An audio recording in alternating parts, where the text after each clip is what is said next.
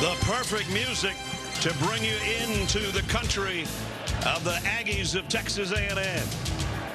Bryant College Station, Texas, Kyle Field.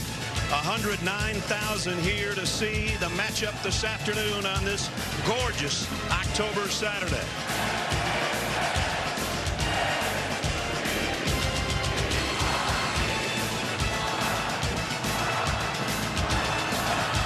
The home of the 12th man. And the Home Depot SEC on CBS brings us the matchup in the West that we've been waiting for. The Aggies at home, unranked, to take on the Crimson Tide of Alabama, the number 11 team in the country. How important is this? Can't get much more important than this. Standings in the SEC West, Alabama and Texas A&M, both at 2-0. The winner of this one is in the driver's seat, at least for the time being, on the drive to Atlanta and the SEC Championship. Welcome, everybody. I'm Brad Nessler. My partner's Gary Danielson, Jenny Dell, down on the field. Well, you did a bunch of these games when it was all Alabama. And then the last couple of years, it turned around and we've gone down to the very last play. We have. And these types of games, we know what's at stake. You know, both of these franchises with early losses were kind of written off in the national conversation. A win today, they're right back into it. No doubt. Alabama, after losing to Texas, has kind of changed things, gone back to a little bit of old Alabama with Jalen Milroe, and he's settling in right now. It is about 5 years in a row now. Alabama's been quarterback-centric with a spread offense.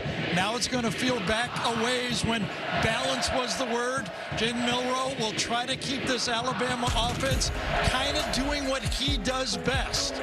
Sure, he throws the ball, but it's not a drop-back game they prefer. They want to be balanced with the running game, play action, pass game, but most of all, the home runs in this offense come from his legs. Well, it seems like every time we do an A&M game, it's a backup quarterback that's playing, but this backup quarterback's a little bit different. He is. I mean, he's a sophomore. He's the backup, but he's had 20 starts, and he started against Alabama. Of course, he was at LSU back then. Right. He's, I think, the most valuable player in the Southwest Conference because there's nobody behind him. This is it, the last guy. But, you know, Ness, he's got some help on this football team. He really does, because the way their defense has been playing in this 3-game winning streak is just remarkable. This is almost like Wrecking Crew 2K. 30 tackles for loss, 7 sacks in each of the last 2 games, and they've been playing lights out. The number 1 defense in the SEC and the number 1 third down defense in the SEC with the Aggies of Texas A&M. And with that in mind, you and I have been talking all week. We go, whoever wins at the line of scrimmage, I think it is. Yeah. I think it's going to be the offensive lines. Alabama's been hearing about the A&M defense all week, but the offensive lines will determine the winner of this game. Well, it's going to be fun. 16th meeting between the Aggies and the Crimson Tide, and just about set to begin. We're going to check in with Jenny, and then we'll kick it off from Kyle Field in a moment. The Home Depot, SEC on CBS, is sponsored by Sonic, the U.S. Army, Google Pixel 8, and by Progressive Insurance.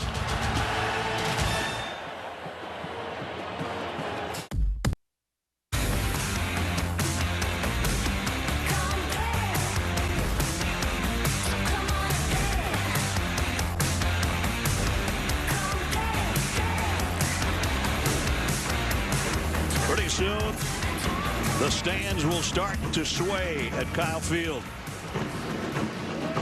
The core is all ready. The 12th man is ready.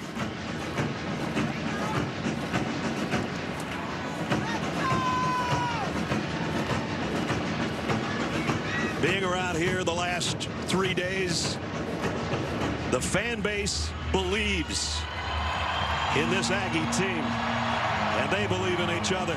Unranked, Jimbo Fisher says the national media doesn't want us to be good.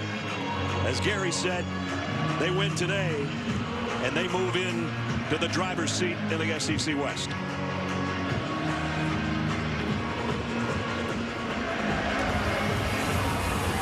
And here come the Aggies.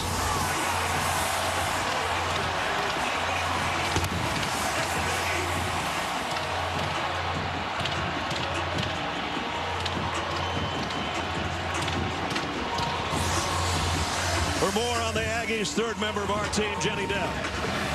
Well, since Texas A&M joined the SEC in 2012, they have become the fourth winningest program in the conference, only trailing Alabama, Georgia, and LSU, who went on to then win the national championship. Now, despite all the Aggies' success, they have yet to even make it to the SEC title game. 2 years ago, the 12th man, they stormed the field after upsetting then #1 Alabama. But in today's game, expectations, they are bigger than defeating the Crimson Tide. Anaya Smith told me they want their fans to expect them to win and that they aren't looking for a dramatic celebration. Guys, with the SEC West on the line, A&M, they are ready to make a statement. We'll find out if they can today in the 16th meeting all time between these two teams. Alabama pretty much has owned it, except Johnny Manziel year, and then the last 2 seasons, including 2 years ago, that dramatic finish that Jenny talked about. You can't draw up a better day for football. It's a little breezy in the Brazos, but 74 degrees and sunshine. Ness was thinking, if you love college football, you better stop and watch one of these games here. Don't you think? That's right, no doubt. What an atmosphere. Some former stars here, too, including Heisman Trophy winner Johnny Manziel, wide receiver Mike Evans. And here comes the sway as Alabama won the toss and deferred. So Will Reichert will kick. Reuben Owens and Anaya Smith are back deep.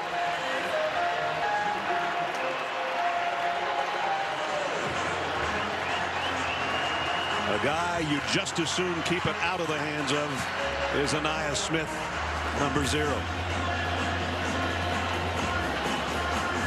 Right there. Underway.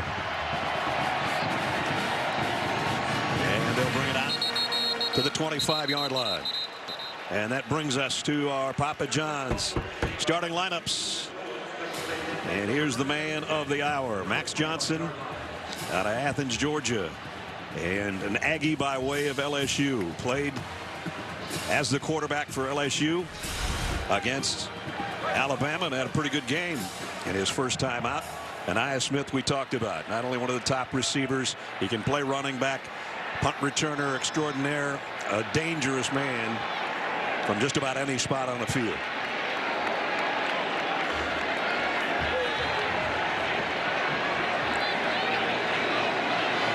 Amari Daniels in the backfield with Max Johnson. And he'll get the carry. And he'll get a big opening off the left side. It's a nice way to start. Pickup of about 9. Max Wright, the tight end, leading the way with a block. The reason I said the offensive lines are keys, both teams can rush the passer effectively. The 2 edge rushers for Alabama and just about everybody for A&M can rush the quarterback. Got to give the quarterback help in the run game. Pick up a 9 on the opening snap. Now Johnson going to try to run for it himself, and he got there. Stretched out that long body. Dallas Turner had a hold of him, but he dragged Turner for the first down. A long and strong body. Goes about 230 pounds now. Said he played against Bama. What did he say, 215? Yeah. 15 pounds of muscle. Almost a horse collar tackle by Dallas Turner. The first down for Max Johnson at the 38-yard line. Back. The number 4, Amari Daniels, short game.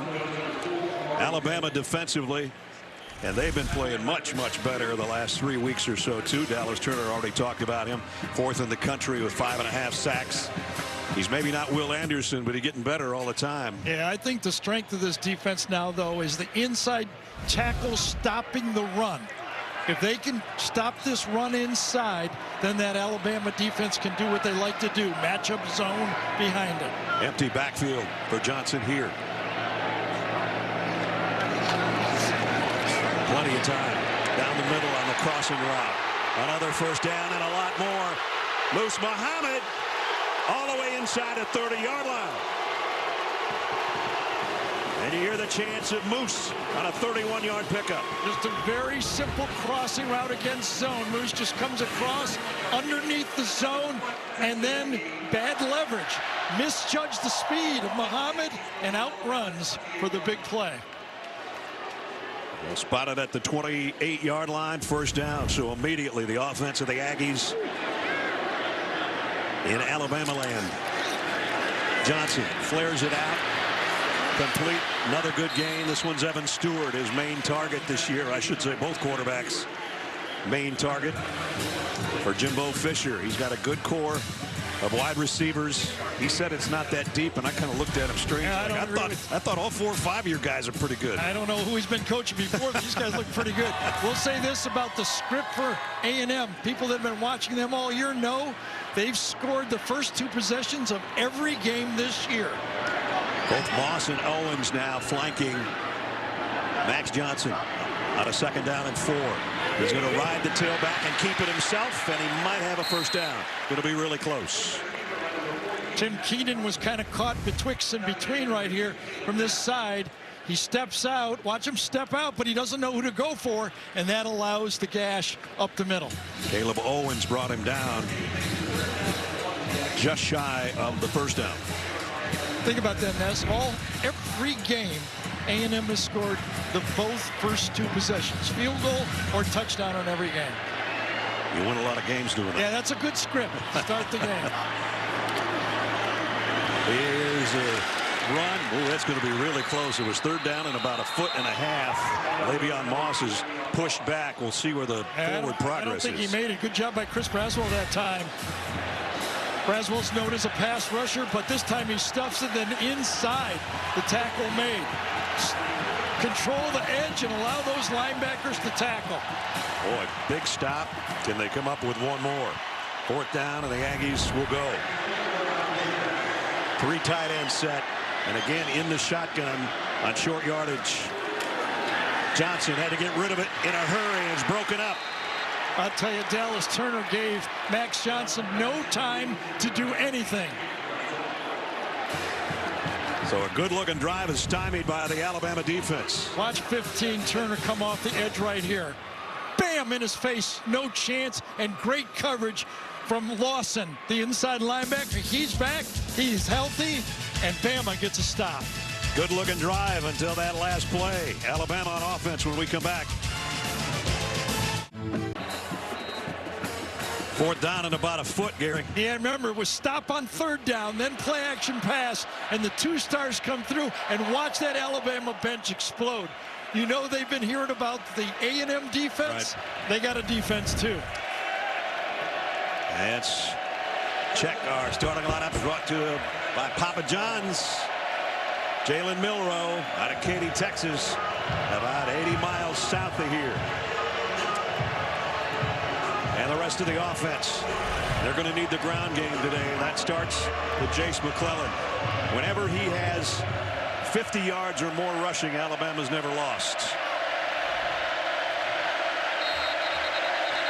From the 19, a lot of noise already. 1st and 15. False start. Offense, number 3. 5-yard penalty. Remains first down. So remember, Alabama just played at Mississippi State and handled the cowbells, but the cowbells stop when you break the huddle. That's right. This crowd doesn't stop. Going to go on a silent count for the most part because of this group that's making the noise.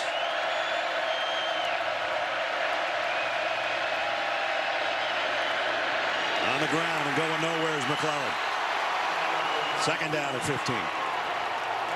Edgerrin Cooper, who's been so strong as their leading tackler for the Aggie defense, along with Torian York, which is a rarity, a middle linebacker that's a true freshman. Calling the signals, too. Unbelievable.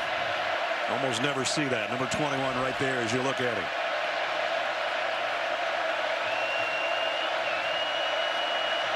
Do you remember this, though? The defense in college signals has to handle the crowd noise as well for A&M. And this time McClellan's got a nice gain. It'll bring up a 3rd down and manageable, at least, for Alabama. As we're 5 minutes into a scoreless game, Jacoby Matthews made the tackle. This is what A&M wants. They want to put Alabama into passing drop-back situation.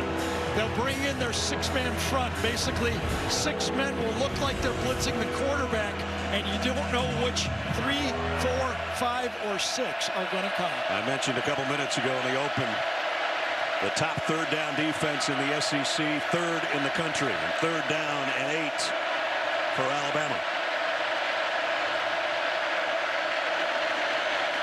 Milroe gonna roll to throw, or no, he won't throw. Spyman got him. Cooper has another sack. Spyman Edrin Cooper. He'll creep up, but he'll be looking for when the quarterback breaks the pocket. I think he's right here. Takes a couple steps up, then he freezes, and he looks, and then he runs him down. And that's hard to run down because that's a fast quarterback, and that's a great play by number 45. It's on the Butkus watch list, as a lot of linebackers are, and of course we lost Dick Butkus this week at the age of 80. One of the greatest players ever. Here's a punt. Burn it. Not very good. Total shank. Out of bounds at about the 40. Yeah, they're going to. Keep going. Keep there going. It is, right there, 44-yard line. That's not good. They barely got a first down from the original line of scrimmage. A 29-yard punt. Nick Saban talked with us last night and said our punter's been really good. Not this time. Well, you know, that's trying to directional punt away from Anais Smith. Sometimes you can kick him off the side of the foot. That's exactly what happened. Good field position for the Aggies when we come back. Great spot to start, Garrett, the 44. Yeah, I wouldn't mind seeing them go deep, challenge them. I think he thought about it. Now Max Johnson's going to pull it down, get what he can, which is about 4 before he's run out. I think the old pro defensive coordinator Kevin Steele, who was back at Alabama calling the signals, thought the same thing. And the safeties played safe. Nowhere to go deep. And Max Johnson makes a positive play out of it. Max goes out around the 40. It'll be 2nd down and 6. First game without an opening scoring drive, as Gary talked about, and that's because on 4th and a foot they were stopped. Here's a fake toss. Johnson picks up 2 more. So remember, I've been talking about Max being so important. You know, when you lose your starter and then your backup is your guy, and you can win with Max Johnson. But, you know, you're running your quarterback. You are taking chances. A week ago, Jalen Henderson, the number 3 quarterback, actually warmed up when Max took a big hit in that football game. Connor Wigman out for the year with an injury. Max, son of Brad Johnson, 2 seasons at LSU, played in the LSU-Alabama game, had a couple of touchdowns in that one. Now wearing a different uniform and a more mature quarterback, without a doubt. 3rd down and 4. Man coverage. Johnson, deep, perfect throw. First down to Evan Stewart.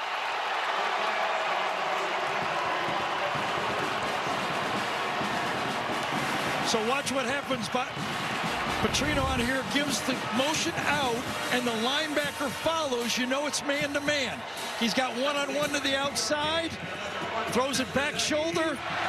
Perfect adjustment to the ball at the end of the play. Kool-Aid McKinstry was right there, but that was perfect. Yep. Mike Evans liked that one. At the 6-yard line, 1st and goal, Aggies. Play fake.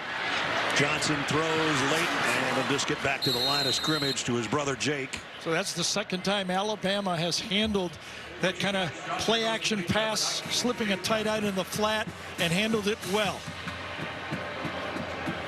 So 2nd down to goal. 2nd drive for the Aggies in this 1st quarter. And they have moved the ball well, both on the ground and through the air. The biggest play, that 32-yard pass play to Evan Stewart that has them set up where they are. Le'Veon Moss in the backfield. And Alabama not letting him get anywhere. Picked up a 1.5 yards maybe. So again, the same thing. The storyline of the offensive line. Can they handle those strong defensive tackles, those inside 2-gap defensive tackles for Alabama? And that time, again, Damon Payne, number 44, made a pile. Didn't make the tackle, but he made a pile and just forced no gain. Aggies have not tried to get it in the hands of Anaya Smith yet. Third down and goal. A 4-receiver set. And Moss, the tailback, flanking Max Johnson. Johnson stands tall, running out of time, throws late, incomplete, intended for Anaya Smith. If it had been on target, it would have been a touchdown. Just enough pressure from the Bama rush at the end. Plenty of time to throw. Good job by the offensive line, but right at the end, right in his face as he stepped from behind, he gets tackled and the ball just goes wide. So he looked for number 0 and couldn't quite get it in his hands, and that'll bring out the field goal. I want to give credit. That was Tim Smith at the end. I wasn't sure who it was, but good protection, but good coverage. Force Max to wait on the throw. Randy Bond will try 22-yard field goal, and that's his 12th field goal of the year. Couple wins for this Alabama defense. 2 stops already. A&M strikes first. The HQ team after the game. First score, just a 39-yard drive and 7 plays to get the field goal for the Aggies after that short Alabama punt. Alabama's first drive was not a drive. 3 plays, -4 yards the first time they had it. Yeah, they were behind the chains before they snapped the ball for the first time in the game. Yeah, they got the false start right away. But the defense have stepped up. You know, opportunities could have been a field goal at least. The first drive gets stopped for 4 downs, and then goal to go on the second drive. They force a field goal. That's 7 points of missed opportunities so far for this A&M offense. Randy Bond to kick. Kendrick Law and Ja'Cory Brooks back for Alabama, waiting on it.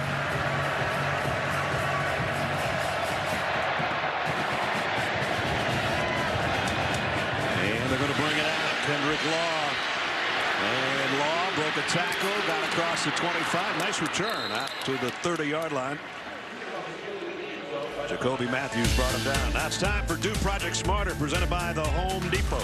Well, a lot of good phases of this defense for Texas A&M, but one of the things they do well against running quarterbacks is play zone. Keep your eyes on the quarterback, and then they zone blitz off the edge to put pressure, but they just have players that can make even one-on-one plays no matter who's blocking them. 3 different ways they can stop you on defense. They have 1 sack today, 21 for the year. Roydell Williams maybe got a half a yard out of it. Jamar Stewart made the tackle. I mean, you talk about tackles for loss. 11 different players with a sack, and 20 sacks coming in. We had one by Edgerrin Cooper already here in the first quarter. That's a pretty stout group. All those 5-star guys that we all heard about, they're growing up. They are. Milroe going to go deep. Man out there. What a catch by Jermaine Burton. That'll quiet the crowd. Whatever you can do back shoulder, we can do back shoulder, and this one happened deep downfield. Again, good coverage, but that's modern football right there. Jermaine Burton, who only played 8 snaps a week ago, Nick said he's our best guy. He's healthy. A little bit dinged up, but he got the foot down in a 45-yard gain. And I'll tell you, Milroe took a big hit when he let that ball go. Roydell Williams backpedals his way for about 4. So Milroe, the word on Jalen, and we've seen it too, when he's not running, not the greatest intermediate passer, but he can air it out pretty good. The timing part of the pass offense, you know, the precision that we saw with Tua, Bryce Young, Mac Jones, that's not there yet. But you're right. Deep throws, he can throw the ball deep and accurately. 2 tight end set, Dupree and Niblack, both in there for Alabama. On 2nd down and 6, just outside the 21. Low snap handled by Milroe, and now he's running for his life, and he's just going to toss it. I don't know if he got outside the tackle. He was avoiding the sack. Is that intentional grounding? Shamar Turner was the guy that put in the pressure on. They're going to talk about it.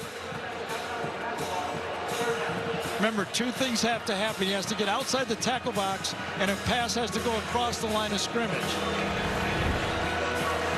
That pass went almost to the first row of seats. But I do think he got outside the tackle box. Here's a first big third down for Alabama as they're in scoring territory.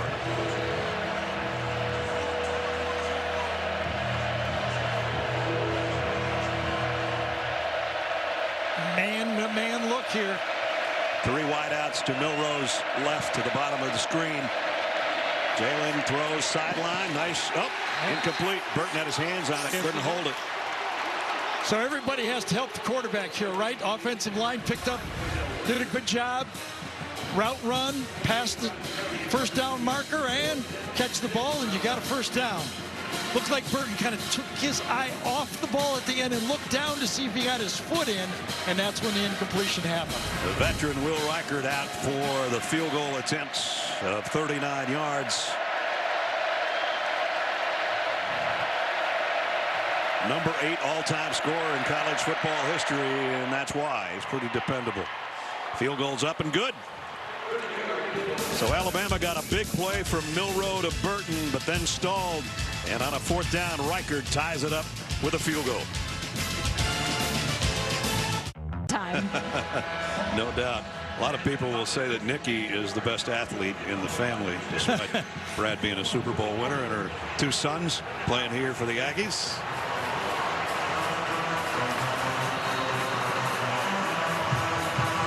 Anaya Smith would like to get his hands on Will Reichert's kick. He kicked it away from him last time. And burn up the punter in attempting to kick it away from him on a punt formation. Shanked one out of bounds. So a lot of time spent not letting Zero get his hands on it. And he had to let it bounce, and he took it on a high. I can't even believe it bounced right. Ruben Owens looked like center field. Somebody's got to take that ball. It's a live ball. That was a high pop-up. Very fortunate bounce and a better catch. Watch the reaction by Smith here. Just taps it to him. Didn't know. Oh, my goodness. That could have been disaster. Smith turns off, and it right back to him. I got it. You take it. I don't have it. You take it. I was just going to say, the one guy they haven't got the ball to so far is Anaya Smith. Well, he just made a big play right there. He did. And he almost had a catch in the end zone on their last drive before their field goal. And he'll get his hands on it sometime before the day is done. Amari Daniels. Boy, driving those legs, but that's the hardest 2 yards you're going to see. And again, that inside rush defense, again, it was Tim Smith refusing. The style of this Bama front is a kind of a 2-gap system. They take their blocker on, and they just kind of stuff them right there, and then they look. They don't get blocked out of the play, throw them off, and make the tackle. Wonderful play. No kidding. Tim Smith's been around a while, and he's playing really good the last 3 weeks or so. Johnson on 2nd down, getting pressure again, had to get rid of it. I'll tell you, whiff that time by that front offensive line. Deontay Lawson back in there, Yes, and he's it been was. in Johnson's chin all night. Deontay Lawson looks like a defensive end. He plays inside linebacker. Here he is right here. Watch him just run right through the block of the right. That's not a very good block. No, it's not. Mari Daniels said it's easier to run the ball than block this guy. Oof. Nowhere to go with that one. Very fortunate. Back-to-back plays. Really fortunate plays by the A&M team. Max Johnson's head hit the ground hard on that delivery. So it's 3rd down and 8. 3 receivers to the top of your screen for the left-handed Max Johnson. Looking that way if he has time. Dallas Turner first. Then he got around Austin. Now he's going to keep it, but he's not going to get a first down. And I thought he should have stayed outside there that time, or at least set up the block a little bit more, and he tried to stretch the play as he gets wide, because that time Dallas Turner again comes in from the edge to force him out of the pocket, but too soon to cut back. He's not quick enough to get past all the, the pursuit of that Bama defense. That was a Boygby that got the second wave of pressure on him, and he's explaining things to Coach Fisher on the sideline. The stars for Alabama, Lawson, Turner, and Braswell have been playing football here so far. Yes, they have. Kool-Aid McKinstry waits on the punt. Now Constantino. And has to call for a fair catch. Oh, and he dropped it, but he got on top of it. And a flag down as well. I don't know if Kool-Aid took his eye off it at the last second, but he had to one-hop it and actually lost about a yard on the return. I know he looked down to see if he should fair catch, but he had plenty of time to still get his eyes back up there and just misjudged it a bit. Let's see what the flag's about. And one of the officials does not have his cap on. That usually means that a gunner went out of bounds. Right. Number 9 of the kicking team went out of bounds on his own and came back. 5-yard penalty will be tacked on from the dead ball spot. First down. So what happened is Ja'Day Walker, I think it was Ja'Day Walker, number 9, ran out of bounds to avoid the block and took advantage of a field that's not that wide. It's only 53 1/3. That's all you got to deal with. See if we can take a peek at this. He's up this area.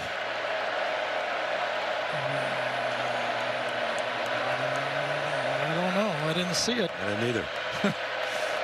At any rate, I didn't see it at all. Alabama will start at the 34-yard line. Jalen Hale and Jermaine Burton, the wide receivers. Milroe is going to go deep again. And Burton again. No, not quite. Good coverage. Boy, stuck to him was Josh DeBerry.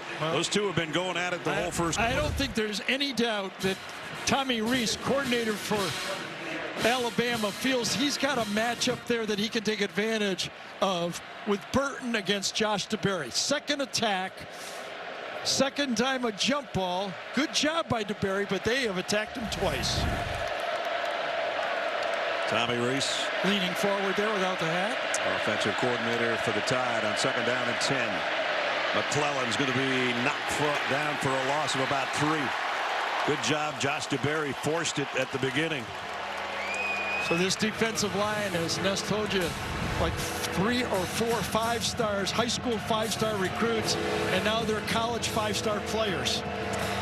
Fast twitch, jump off the tape, tough to block one-on-one, and when they bring the exotic blitzes, it even makes it harder on the offensive line. This is going to be hard on Alabama. 3rd down and 12. Came in as 46% on the season on the 3rd down conversions. There's that 6-man front that they always feature in these situations. Milroe. Deep sideline, got it to Burton this time, and it's again DeBerry who was trying to stay with him. That's the matchup that Tommy Rees has designed. One-on-one. Watch the great route by Burton this time. Watch his footwork come inside. Boom, and then beats him to the sideline, and a perfect throw. A pickup of 21. Jermaine Burton, who came over from Georgia prior to last year. So if you go by a guy twice, usually you can get the out underneath him, right? Illegal procedure. I think it's going to be the freshman Proctor, number 74. False start. Offense, number 74. 5-yard penalty. Remains first down. That puts Alabama back on their end of the field. Second time they've had a false start. First snap, and then this one. And here it is right here. Watch the little movement. The tap of the silent tap of the guard to the center is not meant for the tackle to move. It's for the snap first, then the tackle moves. The keeper, not even back to the line of scrimmage for Milroe. Edgerrin Cooper had some big plays already in the first quarter that will come to a close. Watch the little things right here. Caden Proctor wants to pull, but he gets knocked off there. Instead of having 2 linemen out there, there's only 1, and that allows the A&M defense to make the tackle. As they have had throughout the last month of the season, the A&M defense making it hard on Alabama. We played 15. The Home Depot SEC on CBS heads into quarter number 2 at Kyle Field. Bryant College Station, Texas, home of the Aggies. Alabama and the Aggies tied at 3 as we head into the second quarter. And a 2nd down and 15 for Jalen Milroe and company. McClellan gets out of the backfield. Milroe going deep again. Man wide open. Got him. Isaiah Bond, touchdown. 52 yards on the strike, and nobody back there with Bond. Look at the nice kind of dig and go. A&M only rushed 3 players. The route is run here and then go off the secondary level, and it's gone. The reason, though, time to throw the ball. A&M spied on the play. That means they had 3 rushers. 7 defenders and one guy doing nothing, just watching the quarterback in case he ran. Second long ball, one to Burton. This one 52 yards for a touchdown on Will Records. Extra point is up and good. That's the danger of the spy. When you have a running quarterback, you got one guy not rushing and not covering. In the first quarter, it was only the 4th time all year Alabama hadn't scored a touchdown in the first quarter. They did it on the first play of the second quarter. 10-3 tied. Tonight at 8 Eastern on CBS Sports Network, catch a Mountain West matchup as San Jose State visits the Blue to take on the Broncos of Boise State. Coming up 8 o'clock Eastern time tonight. The longest touchdown pass of Jalen Milroe's career at Alabama, a 52-yarder to Isaiah Bond, has put him up 10-3. Reuben Owens brings it out of the end zone. Probably shouldn't have. Got to the 20, though, and that's where the Aggies will go to work, and we go back to the touchdown game. Remember earlier the motion that was used by A&M? Well, this time motion goes, but no follow this time because of the spy. Kind of a zone matchup, not very well. The safety gets caught on an in and go. Little different look, but motion used by Tommy Reese to declare the defense. When the linebacker didn't go, he knew it was 3-man rush, and they took advantage of it. We saw a couple of long balls, one to Burt. Max Wright, the tight end, in motion. Johnson waits, and he's going to go deep. Got a man wide open as well, and Smith. And Smith dropped immediately, but he's got a big gainer, and they'll move into Alabama's end of the field. Well, you heard Brad call it when he was calling the play-by-play. He said Johnson waits. That's the key. He had the time to wait for Ainias Smith to cross the field and deliver the ball. Game plan's basically the same for both teams. Yeah. Pick up a 34 to the 45. Let's see if that kick starts the Aggies offense. Le'Veon Moss broke one tackle, but not the second one. Picked up maybe 2 yards. And Jenny talked during the end of the first quarter going into the second with Coach Saban. Coach, your defense has made some key stops. How have you liked their execution in the first quarter? Well, you know, we didn't play, great. We gave up a couple plays, but, I think get into the rhythm of the game and see how we're doing. And I think the big thing on offense is, we got to control the line of scrimmage better. We're not able to run the ball, so we're creating too many negative plays. Thank you, Coach. When you can't run, throw. It's working. 2nd down and 8. Again, Moss in the backfield with Max Johnson, and A&M timeout. Timeout. So a minute and a half into the quarter. Talk things over with Jimbo Fisher on the sideline. Different look with Jimbo Fisher this year. Not calling the plays. He called the timeout, though he knew it wasn't right.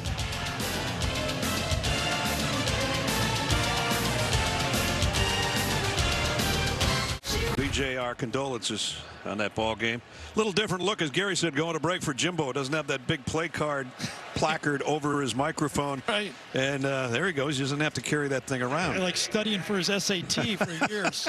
Bobby Petrino's worrying about the play calling now. Yep. Although they do that in conjunction, but there's Bobby. Let's see what they've got dialed up here. And a 2nd down and 8. Just outside the 43.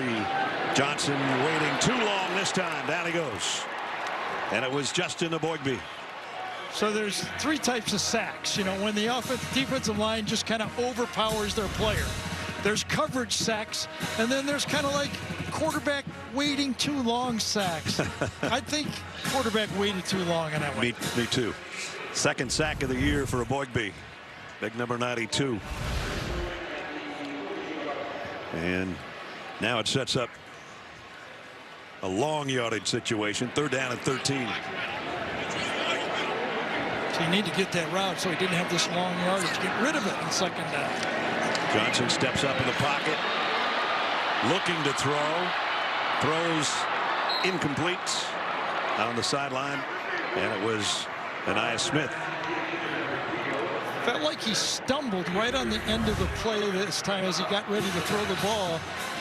Not really. Kind of threw it outside, had a chance, could have been caught. Really nice attempt by Smith. Yep. Lays out for it. Could have been a great play by Smith, right? So punting situation for the Aggies. Nick Constantino in his 5th year. And Kool-Aid McKinstry back around the 10-yard line. Fair catch. Getting everybody out of the way as it goes out of bounds. Not a very good kick. McKinstry forced the same kick, just a little too wide that time. Got it to the 16. Quarterbacks for Alabama go back to the future. Kind of like Blake Sims maybe a little bit, or possibly Jay Coker. Yeah, a little different look after the run of the NFL style and spread, and now Jalen Milroe's turn to run this offense. Well, we got spoiled with Tua Tagovailoa and Mac Jones and Bryce Young and even Jalen Hurts before that. These guys are a little bit more like Milroe, right? We talked to Nick Saban. He said he reminds him most of the 2015 team with Jay Coker. However, I looked at the roster. Derrick Henry, Kenyon Drake, Damian Harris, Calvin Ridley, O.J. Howard. That's just on offense. I got 9 guys on defense that are in the NFL too, by the way. This run goes nowhere for Roydell Williams. Jenny? Yeah, I asked Jalen Milroe if he talked with any former Alabama quarterbacks to gain perspective, and he told me he talks to Bryce Young and Jalen Hurts multiple times a week. He described Jalen as a big brother, Bryce as his homie. He told me that, of course, they have incredible insight on the game, but they're also just guys they can talk to about everything. Bryce Young's advice to Milroe: stay calm, cool, and collected, and always fall back on your level of training, guys. Those guys are just like Gary and I. Yeah, but he's like my big brother and my homie all in one package. That's right. Stuck with me. Only he acts like he's 12 most of the time. I'm just kidding. Throw complete to Burton. That's only when we're out in public. No, I'll take it. Embrace it. So Burton with another catch. I tell you, really set up well early in the game, going deep a couple of times, and now they're able to use Burton on the outs. That's the 4th target so far in this game for Burton. Alabama went backwards on their first drive and then got a field goal and a touchdown and trying to add to it on this march. They're down at 3 from their own 23.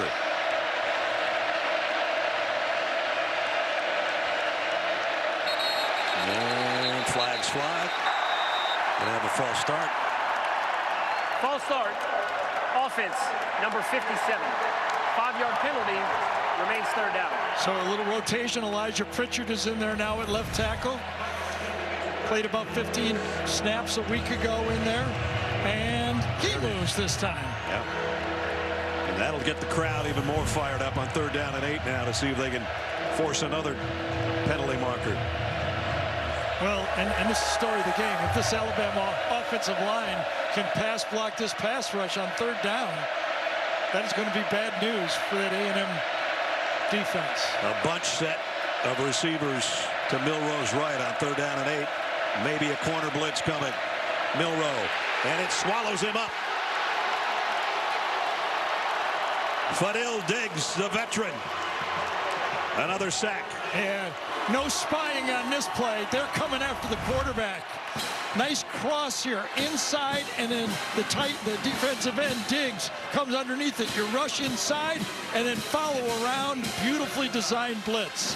That's a scheme blitz right there. They overpowered the offensive line. Diggs' first sack of the season and a loss of 8, but we got a flag down. After the play, unsportsmanlike conduct. Offense, number 3, taunting. The penalty will be half the distance to the goal. 4th down. I don't know why Jermaine Burton would be taunting after getting his quarterback getting sacked, but there it is. Talking to Damani Richardson. Yeah, I guess that's it. That was it. It was too late. Flag. That won't go over well on the sideline. It shouldn't. I mean, you're trying to win a championship here. And now Burnip's buried in his own end zone to punt. Great punt. This time he got a hold of it. Holy cow. And Aya Smith goes on the other end. One hop, the 23. One man misses. And now more do. And Aya Smith heading to the edge. Smith down the sideline. And Aya Smith still on his feet. That's what he is so dangerous for.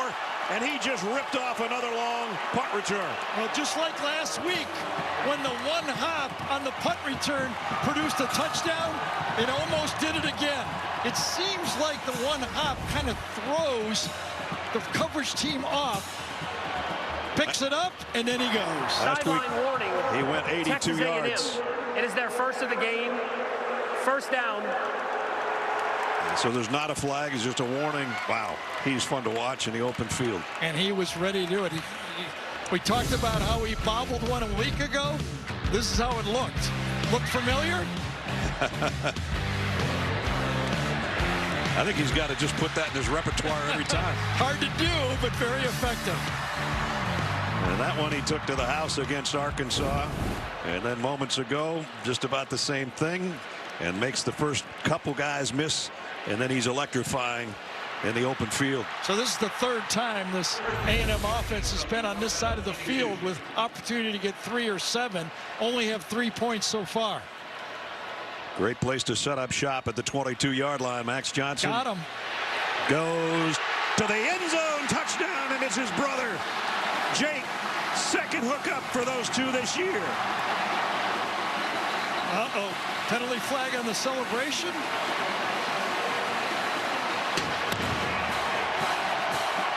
Nice design play. Roll out right, tight end delay back across the field.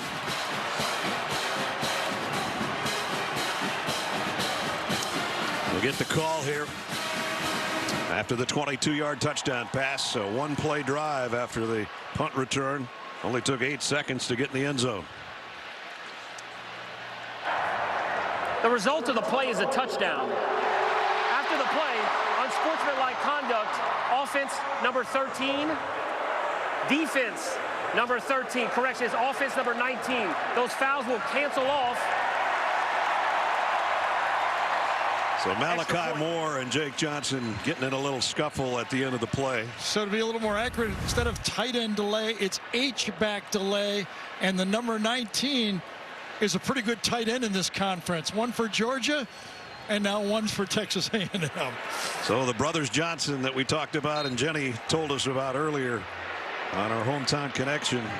Yeah, and that really was on, I think, that time instigated by Jake. Extra point is good. Well, you can give a lot of that drive to the punt return by Anias Smith that covered 46 yards. And at the end of it, when they finally got to him, it was the 22-yard line. And then 22 yards later, Johnson and Johnson, and a tie game at 10. Congratulations to JJ going into the Ring of Honor in the Houston, Texas.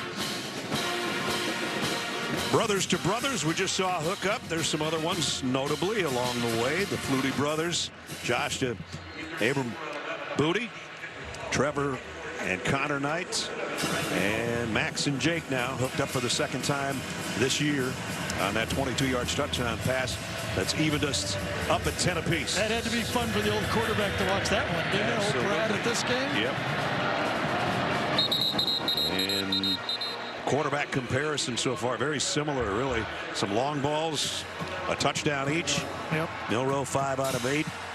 Max 6 out of 10, 123, 125, no interceptions. Still think the worry point is exactly what Nick Saban told Jenny at the end of the first quarter. We're not running the ball well. Right. 5 running back runs for only 11 yards. That means Milroe has to produce, and so far 2 sacks for him for 14 yards. Can they find a running game to help out the quarterback? Alabama came in averaging 168 yards on the ground, but a lot of that's Milroe yards. Let's see what they dial up here at the 25. 2 tight end set. Milroe off the play fake. Going to go out incomplete, intended for McClellan. Let's check in with Jenny. Alabama's punter James Burnup, he came off the field just a few minutes ago, went into the injury tent for 2 minutes, now is in the locker room. He was grabbing at his right upper thigh, that hamstring area. Team personnel telling me it is a lower body injury, and I will not have any more information until after the half, guys. All right. put a dent in their punting game for sure. I don't know if Will Reichard would be the punter. We'll wait and see. Yeah, one good news for Alabama so far. The snap problem has not been a problem so far. Seth McLaughlin, the snapper, got it clean to Milroe. Deep middle, in and out of the hands of Nyblack. Nyblack is the go-to, being treated as a wide receiver by A&M, but is a tight end by formation for Alabama. Another one of those, athletic tight ends that this conference has. That was catchable. Would have been a tough catch. Yeah, would have been a tough catch. And 3rd down and 10. Here we go. Let's see if we see any more spy in this game. I think they're going to keep rushing.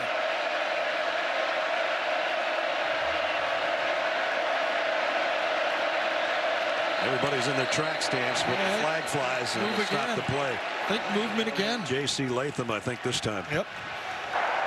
False start. Offense, number 65.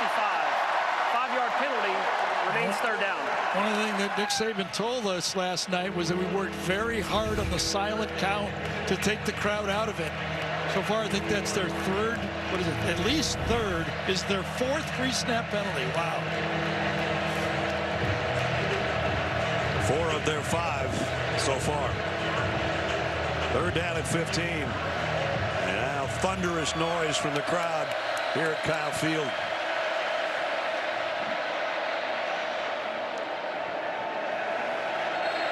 Tyler Booker is doing his best out there to direct that offensive line where everybody's coming from.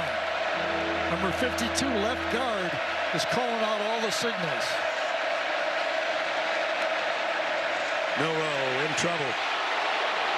Now going to try to run out of it, and he can't. They get to him again. Just too many Aggies defensively. Diggs finally brings him down. That time it was Bryce Anderson coming out the slot. They're going to come off the slot here and then bail inside. Another look, different look in this 3rd down package.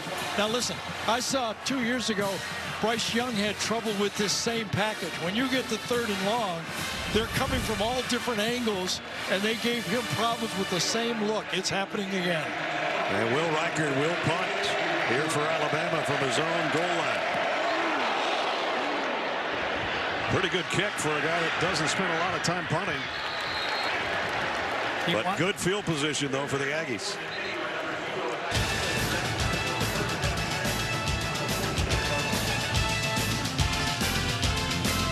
Nine minutes left in the quarter as we take you back to the last touchdown and a look from our AT&T 5G pylon cam of Jake Johnson hitting pay dirt on a 22-yard reception from his older brother. That's tied the game up at 10. And now great starting field position at the 47 for the Aggies. Last time with the starting field position inside the 30, they went for the juggler with the play action pass for a touchdown. What does Petrino call here? Le'Veon Moss in the backfield with Johnson. He fakes it to him. Max backpedaling and lofting one, and whoop, in and out of the hands. Should have had it, Moose Muhammad. When I threw that, I went, oh no, that you don't lob the ball up against the safeties against that. Baby hung up. I know. I was like, oh no, no, no. And then you look down, and Moose Muhammad had a chance to catch it and went right through his hands.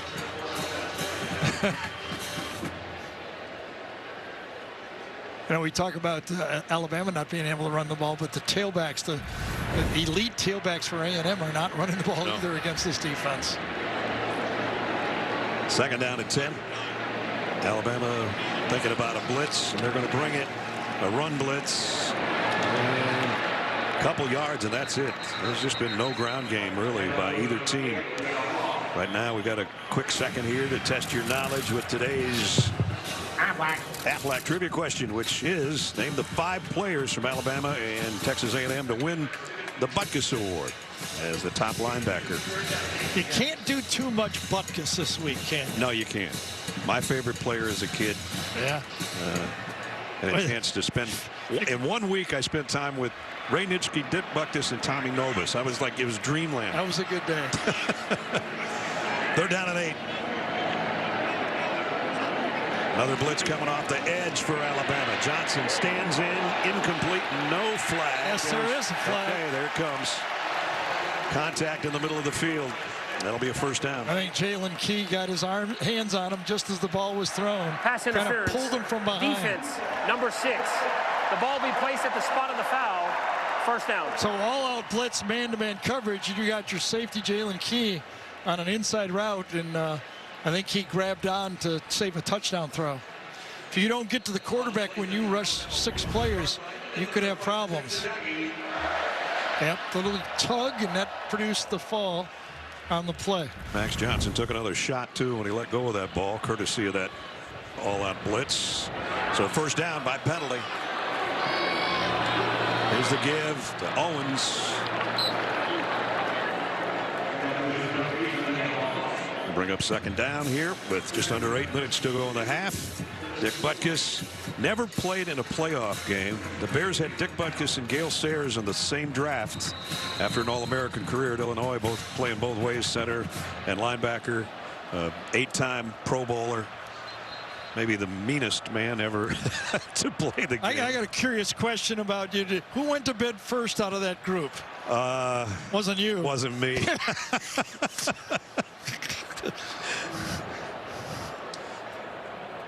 We love her. That is certainly not good for Alabama and Alabama fans. Malachi Moore being helped off. Yeah, he's the veteran in that secondary, too, and a tough matchup in the slot for Anaya Smith. Senior captain kind of got rolled up on in this mixture from what we can tell. His right leg was planted. Yes. Tried to lift it out of there. I think Trey Zune, number 60, was blocking him. He could not find his balance to get away from the ball carrier there. 2 backs, Moss and Owens in the backfield with Max Johnson. Second down at 6. And this is going to be a loss for Reuben Owens. I'll tell you, Dallas Turner is on fire on the edge right now. Terry and Arnold on the stop as well. Cannot handle this guy, number 15. We said, is he the best player? And right now he's the best player on that defense.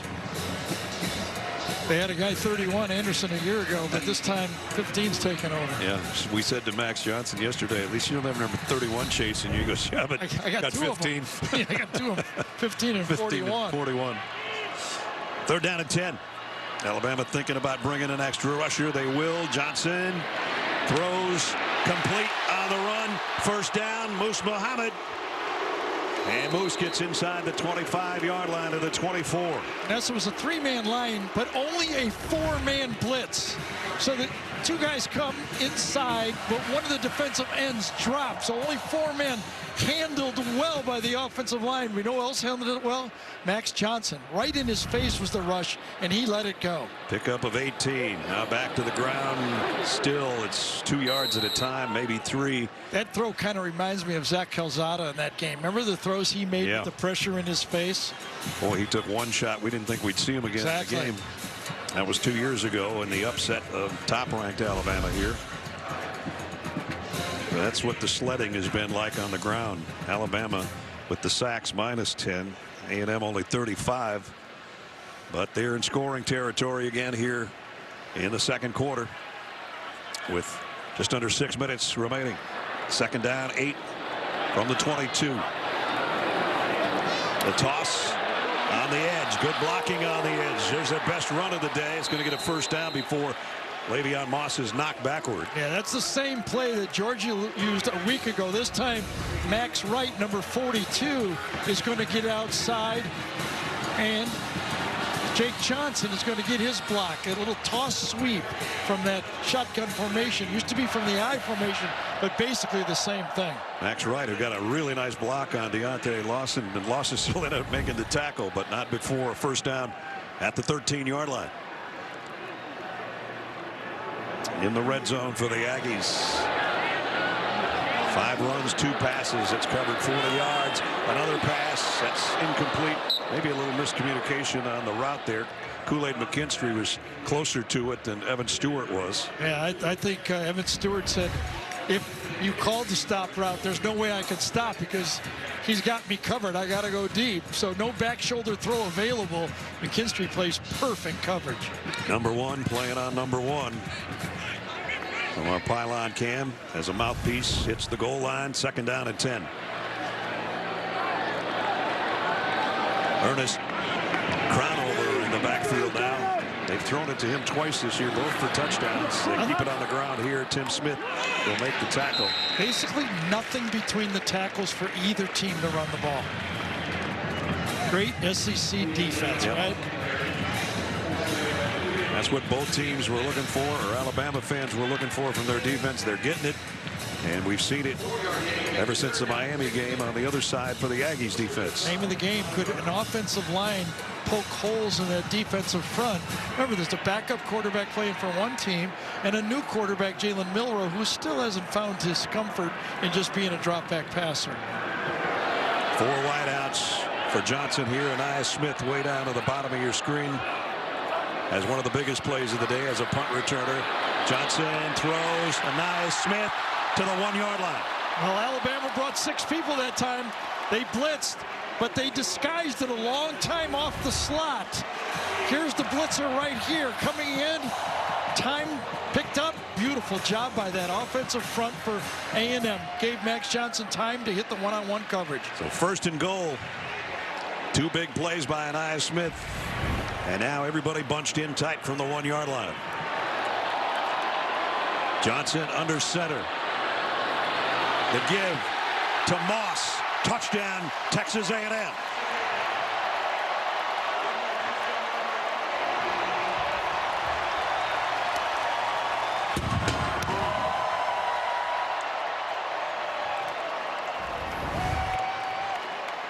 Le'Veon Moss in the end zone for the 3rd time this year.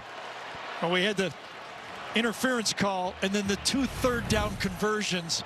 One great throw by Max Johnson, staring the blitz right in his face. That last one, the offensive line picked up all 6 players and allowed the pass to be made. Bond in for the punt after, up and good. As Gary said, they were helped by penalty. But Le'Veon Moss caps off a 53-yard drive in 11 plays. Aggies in front by a touchdown. Coming up, my favorite part of the day, the Geico halftime report. Adam, Rick, and BJ will break down the first half, catch you up on all the latest and greatest highlights. And there have been some dandies so far on this October Saturday, including right here where it's 17-10. Aggies at home, trying to get Alabama for the 2nd time in 3 years. Alabama will let this go and bring it out to the 25-yard line. A few minutes ago, we asked you the Aflac trivia question in honor of Dick Butkus, which was, name the 5 players from Alabama and A&M to win the Butkus Award. And the answers: Derek Thomas and Orlando McClain and C.J. Mosley and Reuben Foster. Texas A&M, Von Miller, who you think of as a defensive end. Right. I only got one of those. You know what? We were talking about, you and I were guessing Dat Win. I looked it up. He lost the Butkus Award by 1 vote. Oh, man. Remember those days with the Wrecking Crew? Oh, my goodness. Then he went on to play with the Cowboys. Yeah. Now, this A&M defense is sort of like the Wrecking Crew in the last 3 weeks. Jalen Milroe on 1st down, completes it out. Jermaine Burton, he'll tiptoe out of bounds, a pickup of 13. Well, again, Jermaine Burton is the go-to guy with targets coming into this game. Jermaine Burton had only been targeted 13 times all year. He's got 5 of them already targets in this game. The 2 deep balls early has opened up the easy passing lane for Milroe to the outside. After back-to-back 3-and-outs, this Bama offense has a chance to put points on the board and get the ball in the 2nd half. They get the kickoff to open the 3rd quarter for sure. But looking for more points to tighten this 1-touchdown game up. Milroe throws and got it again to Burton. Yep. You know, one of the things I talked about with Coach Saban last night is, do you have a go-to receiver? You know, do you have the Julio Jones, Amari Cooper, Calvin Ridley? I know they had all the bunch of the NFL guys when they could throw it to any of those guys before. But back in the day when they ran the ball, they had the go-to receiver. Looks like today Jermaine Burton could be that guy. Yep. And he said Isaiah Bond might turn into that kind of guy, and he has a touchdown catch today. Low snap there. Milroe handles it. Jalen on a crossing route, complete, and getting what he could was Kobe Prentice right in front of Coach Saban. Impressive drive, though. They still have their full complement of timeouts and 2 minutes to work with. And now from this point on, the clock will stop temporarily on a first down. We're under 2 to go in the quarter. Second down and 5. Roydell Williams with Jalen Milroe in the backfield, but the ground game has been non-existent for both teams. Milroe throws high, intended for Bond, incomplete. And Josh DeBerry was covering. Yeah, he said that to me. You know, he's like one of those guys, you know, he can drive the ball 300 yards, but has trouble with those 5-foot putts, you know. Yeah. I mean, the short passing game is his challenge. That's his next step of improvement. Throwing the ball downfield, he looks great to me. Now the biggest third down of the day. Will Reichard's field goal range is at its edge right here. They'd like to get it closer. They'd like to get 7. Empty backfield. Man-to-man key. Here they come. And there was whistles before the snap. Could it be their 5th motion penalty? Snap infraction. Offense. Wow. Number 56. 5-yard penalty. It's been almost the story of the first half. The long passing in combination to Burton is one part of it, but their 5th pre-snap penalty has slowed this offense down. Seth McLaughlin with the double clutch on the snap. And that cost him this 5. Talked to Seth's dad last night. He says he's had so much trouble hearing because it's a different kind of cadence and clap from Bryce Young to Jalen Milroe. And that one you can give the 12th man, I think. Third down and 10. Jalen Milroe trying to scramble out of trouble. He's not going to be able to. And a bad landing to Walter Nolan this time. That's the 4th sack of the game. Remember, the last 2 games, A&M has put 7 sacks and 7 sacks. They're right on schedule. Sure are. As dangerous a runner as Jalen Milroe is, there's just too many Aggies swarming around him. Yeah, and Walter Nolan was holding on when he got hit. And as you called it, that was a dangerous play. It looked like Milroe's leg got twisted just a bit. Will Reichard was hoping that he would get a chance for a long field goal. Instead, he's got to come in for Burnham to replace him to punt. And Anaya Smith waiting back at the 5-yard line. Again, Reichard got a lot of this one. Wow. Beautiful punt. I'm assuming he was a punter and a kicker in high school. That was a beauty. Actually hit it too hard and bring it out to the 20-yard line with 43 seconds remaining for A&M. And they've got 2 timeouts. Yeah, you know, just the point is that A&M did not use a timeout there. It kind of gave Alabama 40 seconds off the clock to shorten the end of this first half. You know, that easily could have been 1.5 minutes left in this game. Yep. In the first half, excuse me. It'll be interesting. It's usually the first snap here will tell you if they're going to try to do anything other than head to the locker room. You're right. And if I do think if it is a passing play, it'll be one of those, you know, wide receiver screens or slow screens to the running back. I don't think they're going to be throwing a dig route over the middle of the field. Neither quarterback's been intercepted today.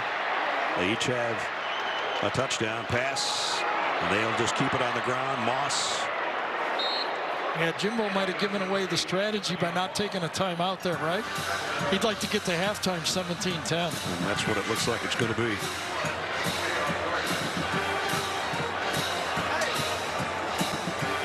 And a really good first half, but it's kind of like old-time SEC right now.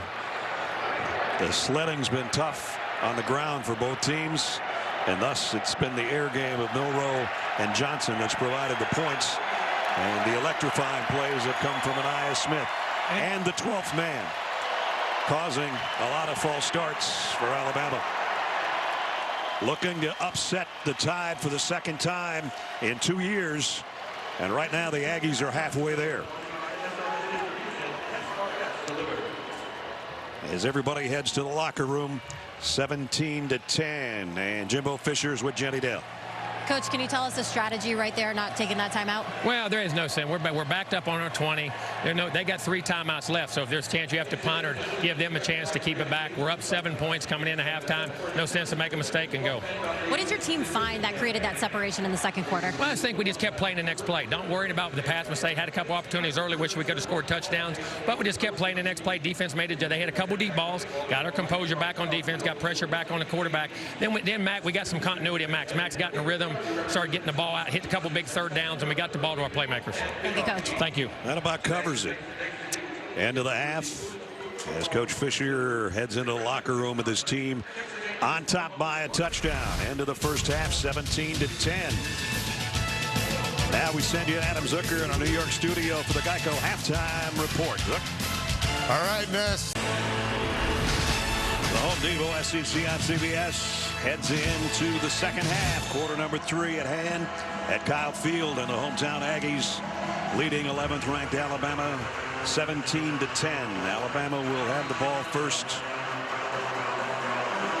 offensively to start the third quarter. The 12th man has been a big part of this game today so far.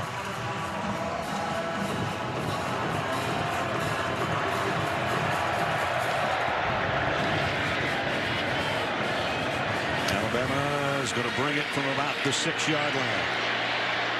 And weaving out is Kendrick Law, and that's where Alabama will start. We welcome you back to the booth. Brad and Gary, Jenny down on the field. Done a lot of Alabama games, partner. I don't remember the ground yards being this hard to come by. No, I think the 5 penalties, the offensive line, pre-snap penalties, means that they couldn't. Alabama got out of their running game. The tailback has only run the ball 5 times for 11 yards. That's produced the sacks for Texas A&M. 13 minus yards rushing when you add the sacks in, and that's not going to work for Alabama, especially when Nick Saban told us yesterday afternoon we got to be able to run the ball. Well, they haven't so far. Remember, Alabama's style of play so far this year, they're the #1 in the SEC in run play 60% of the time. Milroe throws to the outside, complete. This one's to Nyblack, who is going to stretch himself out with that long body and pick up a first down at a pickup of about 12. As we take a look at our first half game trends, Max Johnson efficient, 151 yards. The touchdown was to his brother Jake. Jalen Milroe, 161. Jermaine Burton was the big target for most of that. And the offensive line, 4 sacks, as Gary talked about, minus 13 yards, 5 pre-snap penalties, and that's where we are as the third quarter offensively begins. Milroe, quick throw again out to about the 48-yard line. Yeah, I do understand, though. I mean, there's no use, hit your head up against the wall. If you can't run the game, you just can't lose the game proving you want to run the ball. Right. So Jalen Milroe's going to have to get better and more efficient throwing the ball short, or they're going to be in trouble. Good start in the second half. Worked it almost out to midfield, just a couple of snaps. The team leading at halftime has won each game since A&M joined the league. From midfield, second down at 5. Backfield will empty. Milroe, guy in his face, throws, still completed it to Isaiah Bond and a first down. Jenny? Yeah, Nick Saban said this team did not play well in that first half. He said that they're not getting off the field in third down, and they need to really clean up the penalties in the second half. As far as injury goes, defensive back Malachi Moore, he is out of the game with a lower body extremity injury. Now, as far as punter James Burnup goes, he actually came out of the field early during halftime. They're going to see what he's capable of. All right, Jenny, thanks. Will Rackett has filled in nicely. Malachi Moore is a big loss for sure. Milroe waits and waits, throws late and complete to Bond again. Got collared around the neck, and this is a good-looking drive to start things off. It is. Tyler Booker that time took on the blitzing linebacker, stood his ground, and produced the time for Milroe to reload and throw the ball effectively short again. Good drive. Second down at 3. Jalen, quick throw to Bond again. So it was Burton in the first half, and Bond quickly with a couple here in the third quarter. So that time the look off the slot was wide open right here, and he went to the proper player. That almost had to be a busted type look for that A&M defense. That was a 15-yard cushion. Guys playing flag football would throw the ball to that one, right? I know it's a little too easy. Already at the 28-yard line of the Aggies. In the shadows, Milroe, look out from behind. Down he goes, ball is out. Not sure who's got this. What a hit by Edgerrin Cooper. It might be Proctor, the left tackle, has saved the day. Did he get back on top of it? And Milroe slow getting up as well. Hard to believe. Look at him this time. Coming right off the edge right here. Just comes in unblocked. His second sack of the day. Forced the ball out. So Edgerrin Cooper is an inside linebacker, always accounted for either by the offensive line or a running back on every play. Crowd now stirring it up. Alabama going to take a timeout. Don't want to blow an opportunity here in the third quarter when they had their offense in gear before that 5th sack of Jalen Milroe today. It's been the College Station sack exchange. Yeah, first it was Auburn for 7 sacks. And last week Arkansas had 7. And now 5 in this game so far. And it's been all different ways. Whether it was Milroe trying to get out of the pocket or just overwhelming the pass rush and just getting in there too fast to force Milroe to run around and not get back to the line of scrimmage. A little bit of everything. Bama wants to just get back into field goal range. Nope. Intercepted. First turnover. And it's Bryce Anderson with the pick of Jalen Milroe. The whole time, Bryce Anderson had his eye on the quarterback. Free safety in the middle of the field. What you do is look for those guys. He's got his eye right here on them the whole time. And as the tight end goes up the field, watch him wait, and then close on the throw. That's how you play safety. Trying to get it to Iblack. They faked the toss. Iblack waiting on it, but nope. Bryce Anderson's first interception of the year in the return to the 35-yard line. So there goes the scoring opportunity for Alabama. And Alabama was down there for 3 points and came away with 0. Milroe before that throw had been 5 for 5 for 39 yards. Now Max Johnson on the give to Amari Daniels for a couple. It's not like A&M's breaking any school records running the ball either. You're right.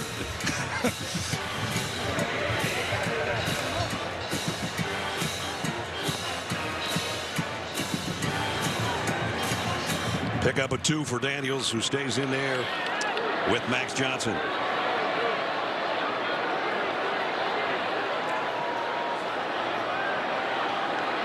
From the 37, extra rusher coming. Johnson's got to get rid of it, and it is intercepted. I don't know. Might have hit They're going to say incomplete. One referee said incomplete. One said he got it. I think Caleb Downs got it. I think he thinks he got it. He thinks he's got it. Tresman Marshall came on the hit, and the freshman Downs. Let's see. Oh, I think he's got it. He did. Remember, it was Downs who got beat on the in and up for the touchdown, but this time he closed on the crossing route on Jake Johnson. Big play by the freshman. So back-to-back interceptions. And Max Johnson makes his first mistake of the day.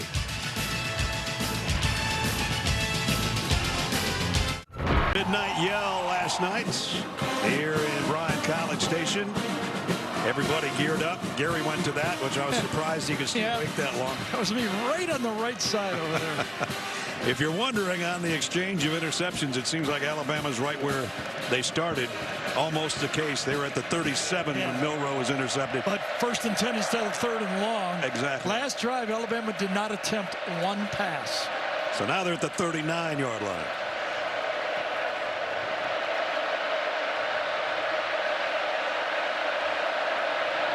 Trying something on the ground, and finally Jace McClellan, the best run of the day, and he's still going. Yep, ran right by Edgerrin Cooper that time.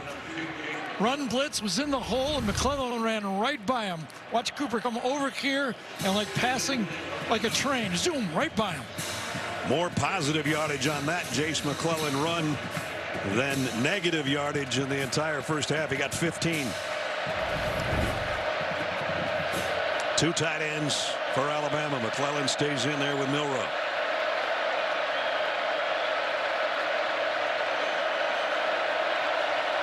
Crowd making it difficult again for the Alabama quarterback and front wall. They'll try McClellan again. Positive yardage this time as well. Got 4.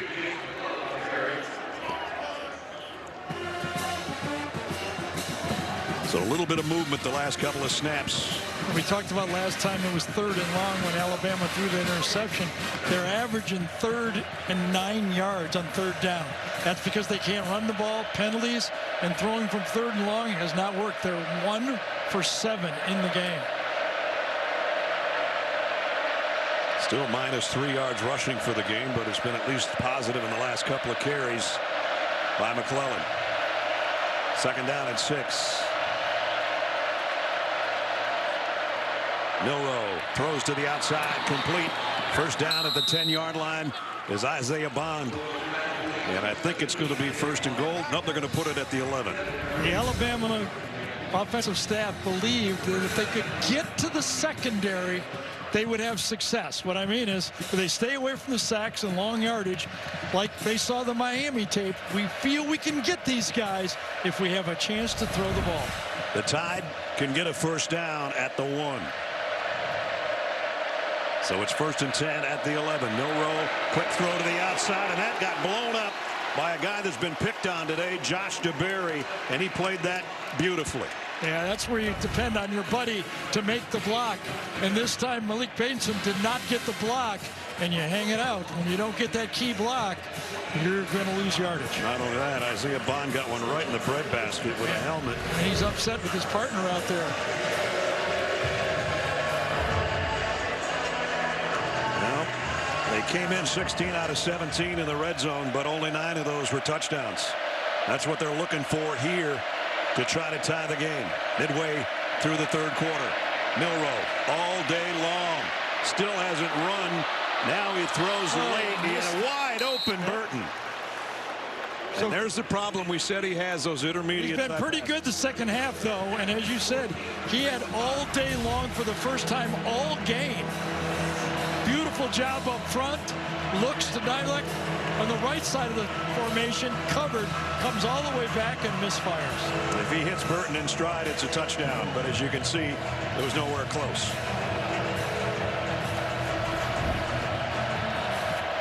Third down and 14. Again, they would have to get a 1st down at the 1-yard line. They are in Will Reichard's field goal range. Low snap. Milroe had to go down to get it. Look out from behind. Throws. Got it to Burton. Touchdown, Alabama. I'll tell you, Jace McClellan that time picked up the blitz as the running back. Coming out of the slot, out of the secondary, McClellan comes right up here and stops the blitz, and that allows the time. Watch this block. Bang. Nothing. Nowhere to go. Gives him time to throw the ball, and it's a beauty. And you see the arm strength because he really didn't even have time to set his feet the way he'd like to, and he got that baby to Burton on a rope for a 15-yard touchdown. Will Reichard's extra point is good. When you bring 6 players like A&M did, you know it's man-to-man, and that time the offensive line and McClellan does the job. Milroe delivers. Jermaine Burton turning into Calvin Ridley and Amari Cooper right in front of our eyes here, isn't he? Really. Remember, it started with a Caleb Downs interception. 39 yards later and 6 plays later, we're tied at 17. Tie game. We've got a 1.25 left to see who the survivor of this SEC West battle will be. Isaiah Bond and Jermaine Burton and their numbers on the day. Impressive. Yeah, they've slowed down the rotation out there, and they're going to the guys they believe in. I'll tell you one thing, somebody didn't believe in Tyreek Chappelle, number 7 for A&M, chasing Burton across the field here. He's going, wait, I haven't had to cover a guy this long in 3 games. What's going on here? And from our AT&T 5G pylon cam, there's Jermaine Burton getting in the end zone for the third time this year. It's you can cover those guys pretty well when the quarterback only has a second half to throw, right? Yeah, when he's got 6 seconds, it's a little different. A little harder. Total yardage pretty close. Halfway through the third quarter, we can't get any closer than 17-17. 3 receivers to Max Johnson's left. Le'Veon Moss in the backfield with him. Max looking that way, going complete. And about a 9-yard pickup to Anais Smith. Invesco brings you today's Scholar Athletes. Malachi Moore, who's injured in this game earlier for Alabama, and Nick Constantino for Texas A&M. Invesco proud to support student athletes on and off the field with a donation to both Alabama and Texas A&M's general scholarship funds. Yeah, you got to wonder when A&M would go back to Anais Smith and Evan Stewart. They're 2 playmakers, 0 and number 1. You got to get the ball to those guys. Try to pick up the first down here, and they will. Well, maybe not. Well, I thought he got forward progress past the line. I thought so too. Le'Veon Moss. Moss coming off a 100-yard career high day last week, 107. And he had passed the line. And so they move the sticks at the 36. So Bama has been going to their playmakers. Burton. Playmakers for A&M, number 1, number 0. Let's see if they can find him. Pistol set here with Johnson. He'll give it off. Moss trying to get to the edge, cuts it back. Nice cutback run. And he got about 9 more. Well, remember the run by Chase McClellan that kind of opened up the time to throw the ball. I wonder if this one could open up the running game, the passing game with Moss. Gouge him for, you know, good gain, 8 yards, was it? Yeah, yep. Right around 8 yards. Now you got a lot of options. Aggies from the 44 as we're under 6 minutes in the third quarter. Keep it on the ground, trying to push their way off that left side.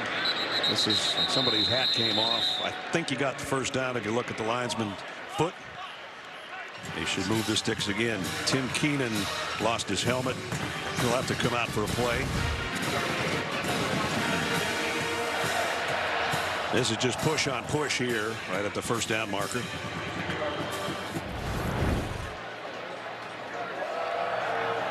Fans have a little bit of a breather with their team on offense. Stop making the same amount of rackets. Flags down. Well, even with it being quiet, the offensive linemen were generally this time it's A&M. Number 0. 5-yard penalty, remains first down. That might have been Anais Smith's call for the play call. Yep. Might have been his ball. Like, I'm going to get a head start here. That was the wide receiver there, not the line.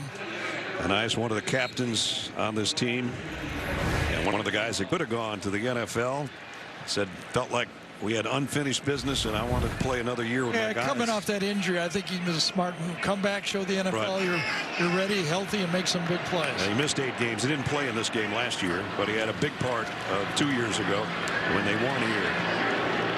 Moss across the 45. Chris Braswell in on the tackle. Anais Smith, we talk about the weapon he is.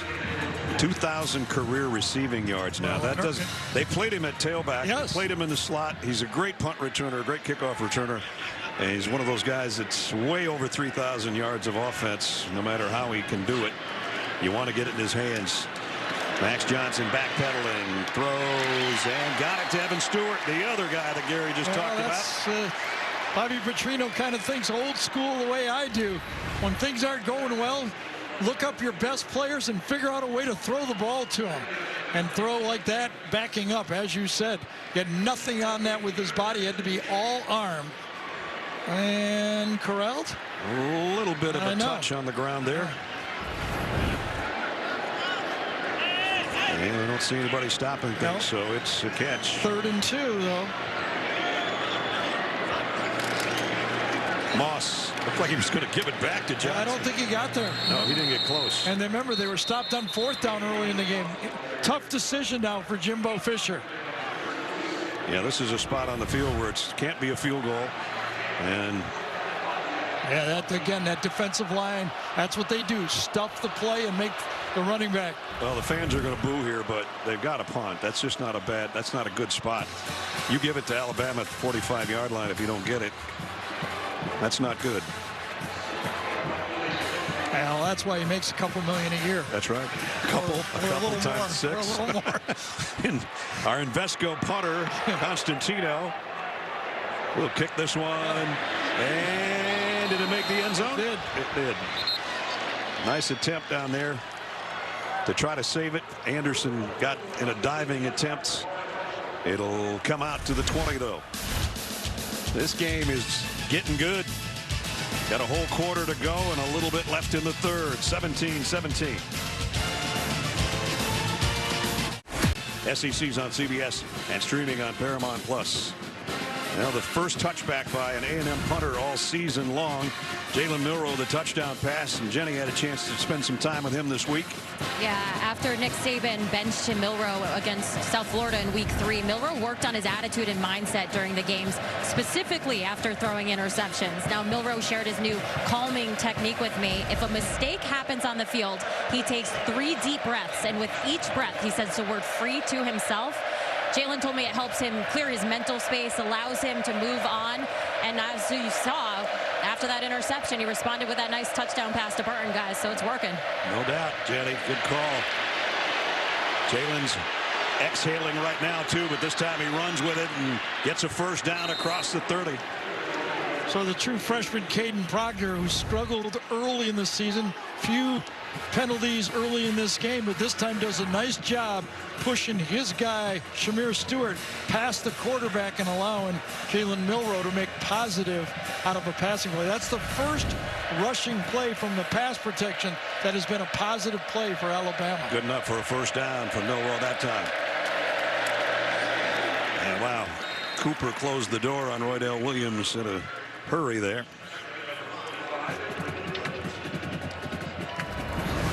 Jalen Milroe, we talked about the previous drive. When you get Cooper hitting you right in the kidneys like that, you're going to be flinching a little bit. And that's every timeout and every delay or penalty. Jalen Milroe has been throwing and keeping his back loose during every time before he enters the field again.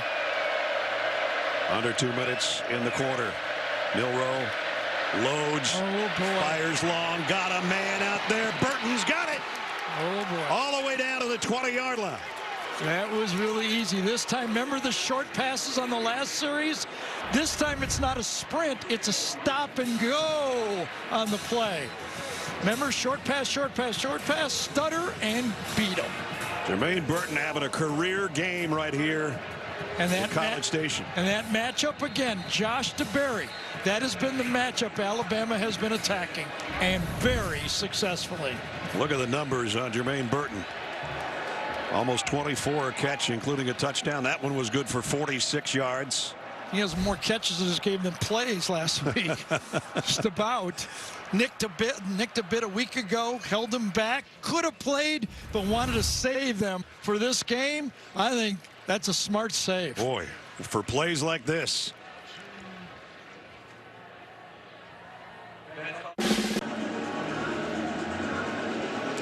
As you look in on Kyle Field, where 108,101 are in attendance today, and that's about 2,000 more than the last time we played here 2 years ago.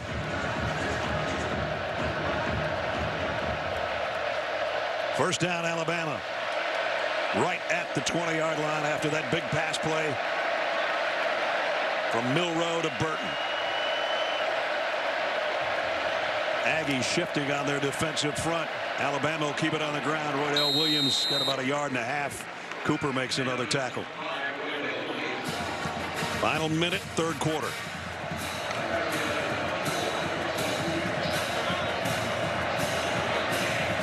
Jalen Milroe started in this game a year ago when Bryce Young was injured. He threw 3 touchdown passes in that game. Today he's got 1 interception, touchdown pass, some long balls to Jermaine Burton, and he's got his tied in the red zone again. Second down and 9 from the 19 to the end zone and overshot everybody.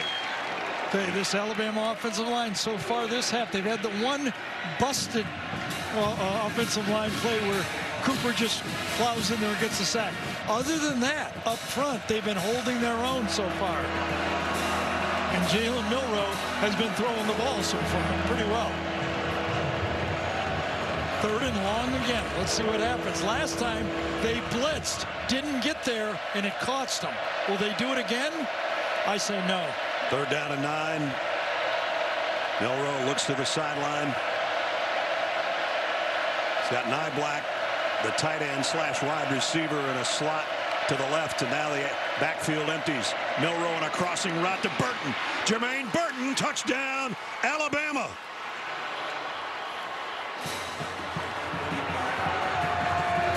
$19-yard strike on the run and catch. Burton broke a tackle to get there. Right now, Jermaine Burton, Jalen Milroe, they're owning this A&M defense.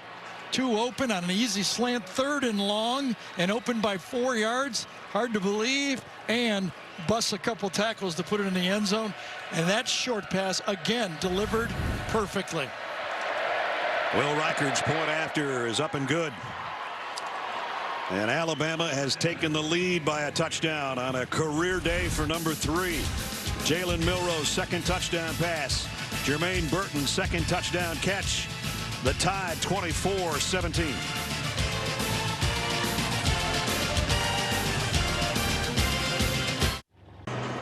Putting up numbers like Devontae Smith and company. Yeah, everybody who ever played at wide receiver for Alabama, and there's been some great ones, are impressed what he's doing today. Me too.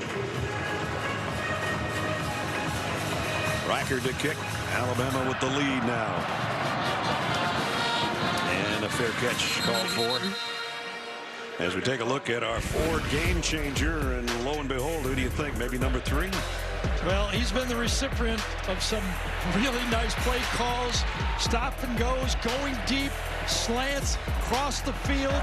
Give everybody credit. The offensive line giving Jalen Milroe more time. But the thought was coming into this game and all around the SEC is that Jalen Milroe could not beat you throwing the football, that he had to run to beat him. He is beating this A&M defense throwing the football. 2nd year in a row he's thrown 3 touchdown passes in this game.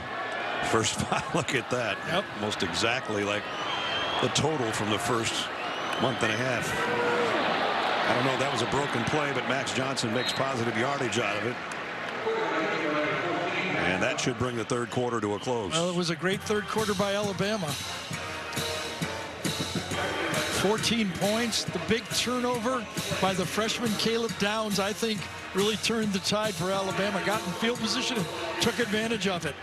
Who wants to take a step up in the SEC West and the inside track on the road to Atlanta? Right now, Alabama's got it by a touchdown, but we got 15 minutes left. Stick around. Home Depot SEC on CBS heads into the 4th quarter. 4th and deciding quarter between Alabama and Texas A&M, with the Tide, number 11 team in the country, up by a touchdown. And Texas A&M a 2nd down and 3 from their own 32, and they'll get the 1st down here. Jenny talked with Coach Fisher at the end of the quarter. Coach, the last few years this game has come down to the wire. How does this team respond in this moment? Well, I think we just got to get it poised right here. We got a nice play there. Get a drive, get points on the board, get it tied up, go out and get a stop. They've hit a couple big plays. Ran a stutter and go there, and got to stop the big plays and get back in groove. Thank you, Coach. Thank you. So a 1st down on the run to open up the quarter. Anaya Smith on the sideline right now. Max Johnson on play action. Going to run with it. And dives across the 40. Funny, I was listening to Jimbo Fisher talk about when Max Jackson runs the football.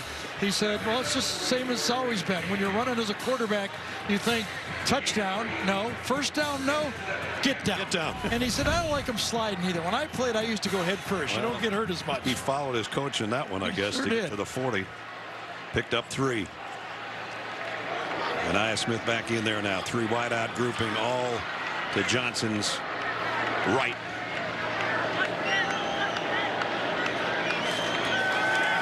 Max looking that way the whole time, backpedaling, throws off his back foot and completes. Nobody open.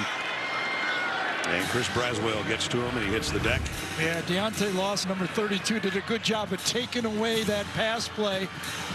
Reads the coverage perfectly. It's a matchup zone that Alabama has run as long as Nick Saban has been coaching, whether it was at Michigan State, LSU, or Hill at Alabama. Big third down, 4 wideouts for Johnson. They're 4 of 7. Now they got two of 4. Got their horses in to rush on the edge now. Braswell on one side, Turner on the other. Here they come. Here comes Braswell. Johnson has to throw late, but he got it to Moss. Broke a tackle. Le'Veon Moss got a first down. It's incredible. Alabama couldn't have done any better with their pass rush. Max backs up again and throws off his back foot. Gets it ripped away, the T-shirt, but did not stop A&M from picking up a huge first down. Pickup of 11. The shirt went, but the body didn't. That's right. And it's a first down in Alabama territory at the 49-yard line. It was 15 and 41 were in there, weren't they? Braswell and Turner. Coming from both sides.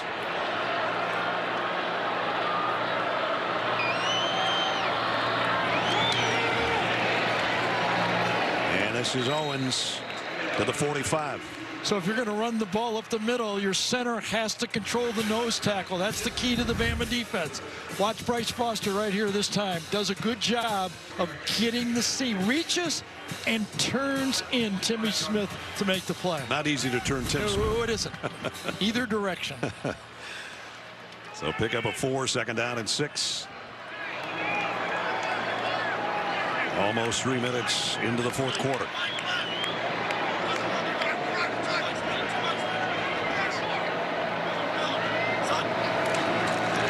Here they come. Johnson quick throw. Oh, the umpire made the play. And that's what Evan Stewart is saying. Yep. Get out of my way. Usually you want the umpire to move closer to the line of scrimmage after the snap to get out of the way. He stays back. He should close on the play a little bit, get out of the way, and that's what caused the empty set. Max Johnson in the gun on 3rd down and 6. And no doubt will be under the gun on 3rd down and 6.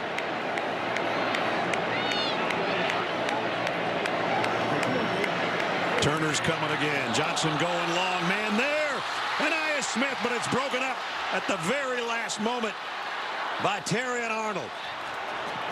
Well, Terrion Arnold became almost famous for getting the wrath of Nick Saban last week, coming to the sideline. And this time he gets beat, but does not give up on the play. Not everything is perfect. Stays with it and makes the play. And Smith said this week, we know what Coach Saban wants, and we've got something for him. And Terrion Arnold said, I've been here 3 years. I still don't know what he wants. Well, sometimes he wants one thing, sometimes he wants another, but I know what he wants on that one. Stay with it. The play's not over until the play's over. And Arnold did. Constantino to punt. Kool-Aid McKinstry's been unable to return anything. He's just gotten out of the way for the most part today. And he's going to call an immediate fair catch on this one and field it around the 14-yard line. Remember, it was Terrion Arnold who made the last play of last year's game when A&M was on the 2-yard line. And this one, he saves it right at the end. Alabama with a lead and the ball when we come back. Sports game recap. Alabama leading 24-17. 5 sacks by the A&M defense. But Jermaine Burton having a career game. And the word was make Jalen Milroe beat you throwing the ball. Whoops. Yeah. Not a good idea, You know, maybe. Jenny talked about the composure he had after interceptions, but he's also had the composure being sacked 5 times. That can usually speed you up. It has not in this game. Got to give a lot of credit to Tommy Rees. He's found some matchup he likes. He's gone to the short passing game. He's been in control of the offense. It's going to be interesting now to see if they can close the deal. They haven't been able to run the ball. They'd love to go on a time-consuming drive with a touchdown lead, they being Alabama. But we got a long ways to go. 11:54. Well, remember, Nick Saban talking about this team is similar to that 2015 team. Only difference, they had Derrick Henry in the backfield. Yeah, exactly. Well, they're trying to run it. McClellan's had some positive yardage in this second half, and Jace has got it out around the 18 or 19-yard line. You know, the game's so different now. clock rules have changed the game. Coming into the fourth quarter, both teams had around 45 plays, 15 plays a quarter. So that means there's only about 15 plays left for each team to play in this fourth quarter, and A&M's down 7. And they're down a man, too. I think it's Walter Nolan, one of their fine defensive linemen, has got a sack today, one of their 5. And he comes up limping.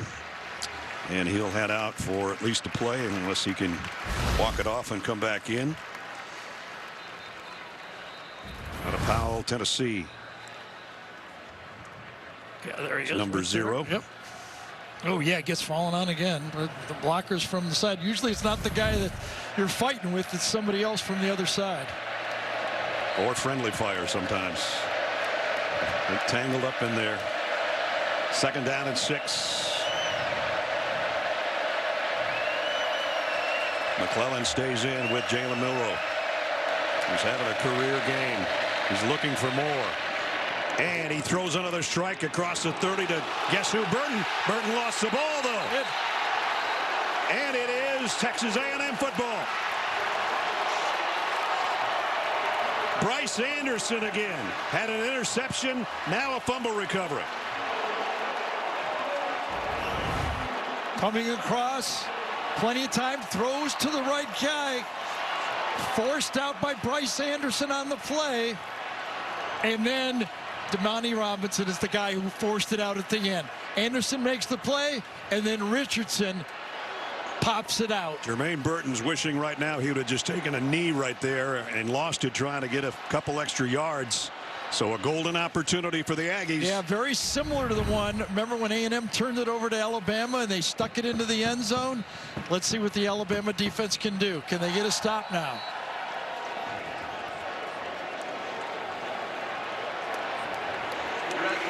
Just when Burton had almost picked up his 200th receiving yard, he puts it on the ground. A&M at the Alabama 29. That was one of those forced turnovers, those modern-day punch-outs that they do now. If you go to practice, you see them working on it all the time. Le'Veon Moss behind Max Johnson will get the handle. And only got a tough yard, maybe. Nothing, basically. Tim Keenan in on the stop. This Alabama defense has held every opponent to either their worst day of offense or second worst day of offense all year. The Texas game was ugly. We all know that. But Quinn Ewers made some great throws in that game, you know, to really bust that game open. Remember, Malachi Moore, the captain of the defense from the secondary of Alabama, went out earlier this game and has not returned, and he's not in there to kind of help that back end of the secondary. 2nd and 8. Johnson, pockets collapsing, down he goes. Turner is there, so is Aboigbe. And again, the coverage from that secondary. You mentioned no Malachi Moore, but watch the 3-on-2 right over here. Beautifully handled by Lawson. Switches off, takes the next one. Nowhere to go, at least in Mac Johnson's mind. There was nowhere to go early and gets sacked. Dallas Turner, who came in 4th in the country in sacks, is added to that total today. The 51-yard field goal from right here. A&M needs at least 5 yards to make a reasonable field goal. To get a first, they need 15. Johnson has time, delivers a strike to his brother, short of the first down, but got it down to the 24-yard line. So Max to Jake again. Yeah, 4-man rush. That time on the outside, Dallas Turner drops. Delivered. Good zone. Make it play happen in front of you. Exactly what Bama did. I think both sides happy with that play right there. Randy Bond came in with the most field goals of anybody in FBS on the year. Added to that total. 12 out of 16 today. Missed 2 last week, though. Can't afford to miss this one. This one from 41. And it's blocked by Alabama. And they're going the other way. And it's Chris Braswell down the sideline. Alabama scores. There's a flag down back in midfield.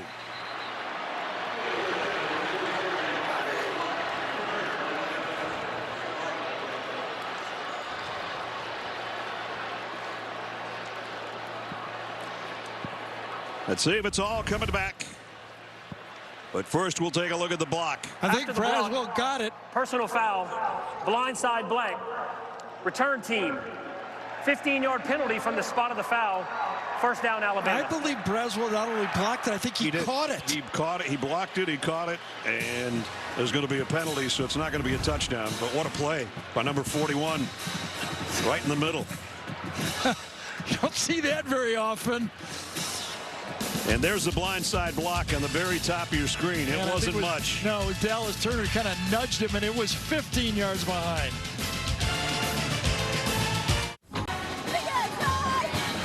Well, you don't see many guys block a kick and then take it on one hop like Chris Braswell just did. Watch right from right over here with Braswell. Watch this. Not only does he get in there, then boom, and then right first bounce grabs it off the ground, and then an unnecessary block from Dallas Turner.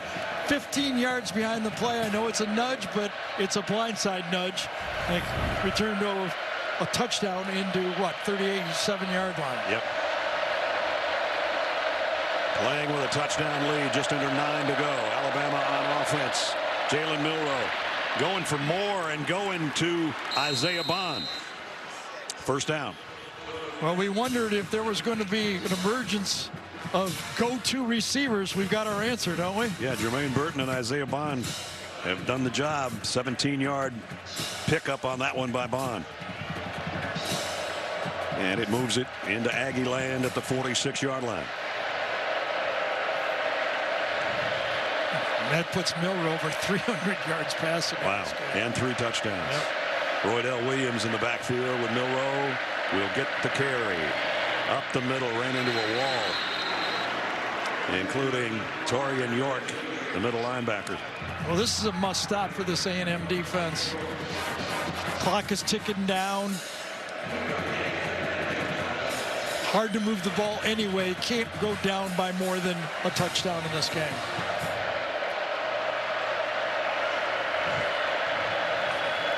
Two tight ends set for Alabama on 2nd down and 8. Movement. Here we go. Be 2nd and 13. Number 6. It's one of those tight ends. False start.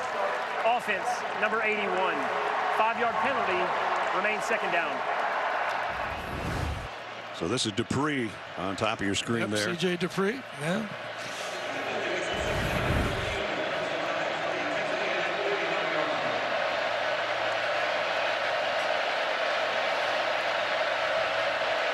That backs it up just on the A&M side of the 50. What does DJ Durkin dial up now?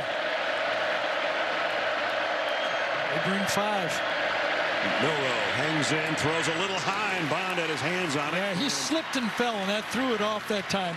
Right at the break, Isaiah Bond slips, then can't get up in time to get the ball. Watch this. Coming down, speed, stop, slips, and then can't get up and catch it. And perfect throw. Deuce Harmon with the push to make sure he didn't come down with it. If he didn't slip, that would have been an easy catch, I think. A huge 3rd down for both teams. Offensively for Alabama, defensively for Texas A&M. Well, here's 3-man front. Last time they tried this, it was disaster. Another penalty by Alabama. They flinched. Going to be back on their side of the 50. False start. Offense, number 77. 5-yard penalty. Remains 3rd down. Jaden Roberts is the guy that jumped that time.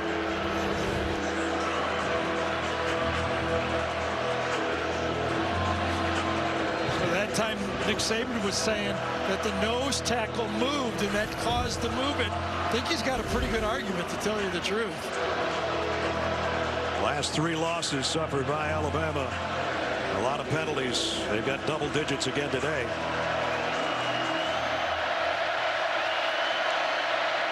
Another flag. Holy cow. Another one. False start. Offense, number 77. 5-yard penalty. Remains 3rd down. That's the same guy, same problem.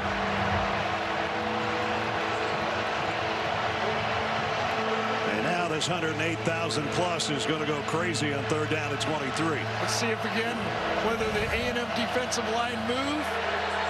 Oh, that was just a small stem right there. That couldn't be called on A&M. that was a misplay by Alabama.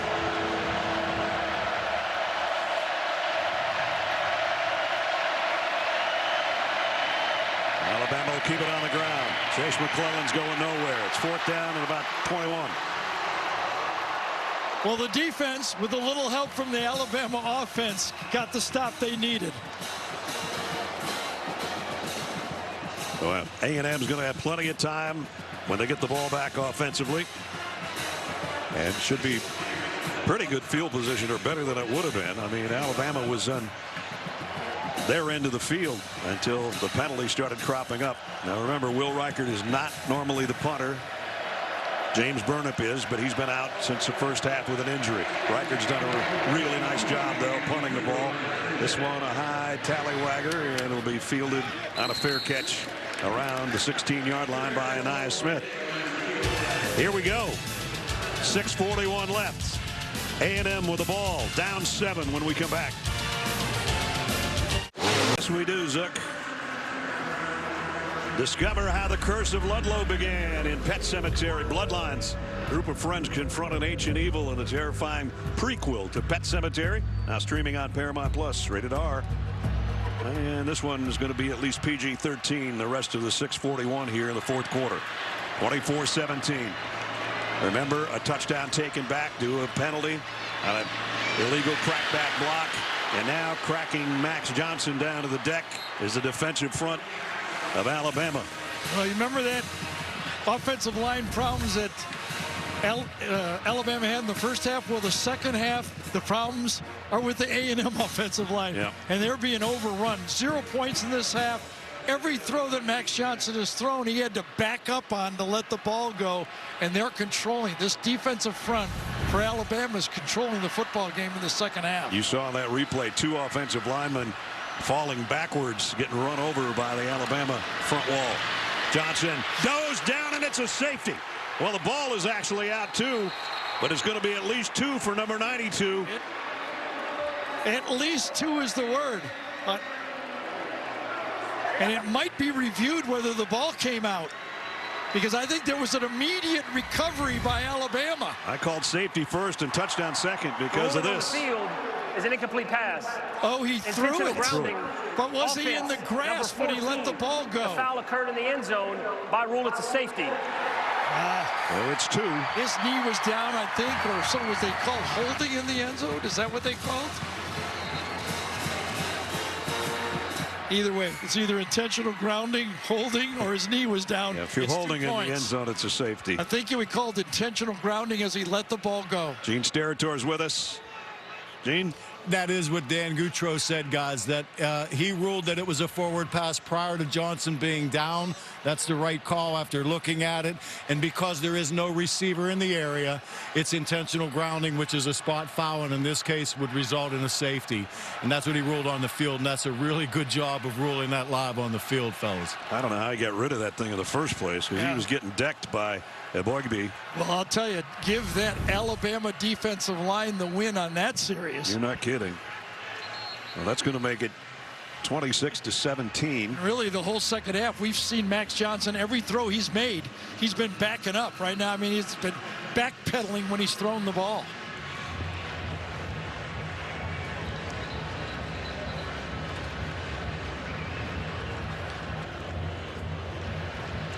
(26-17), and that's a comforting lead for Alabama compared to what they were at just a touchdown up, and now a free kick coming up. And that will mean either Randy Bond or Constantine. Yeah, and the big part of that, obviously, a 9-point lead, a 2-possession lead. Boy, kind of just rocked Santos that time, number 71, Chase Santos. Rocked him, just overpowered him. There was no trickery on that pass rush. So it's going to be Randy Bond, the kicker. You have the option to kick or punt this. Bond will kick off.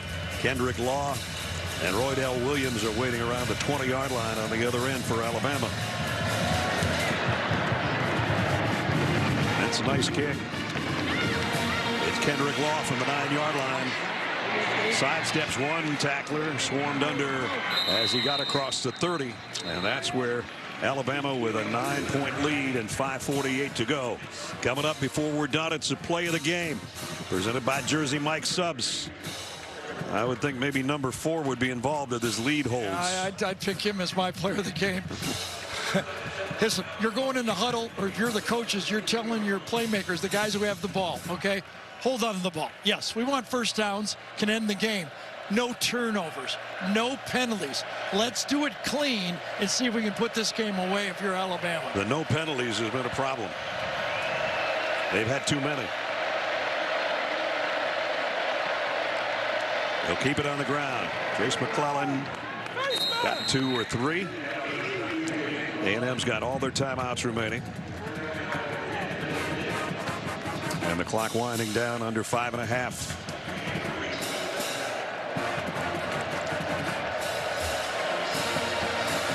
Smart play.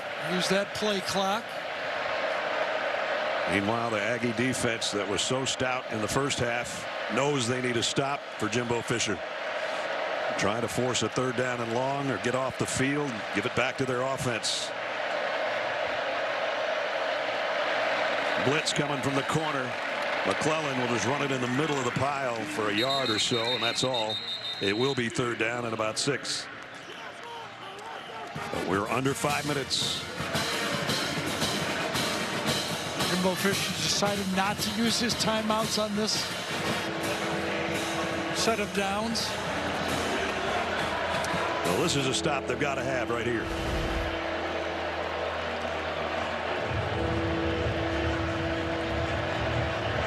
Alabama comes in with their receiver group here, but do they throw it on 3rd down and 6, or does maybe Jalen Milroe take off on his own?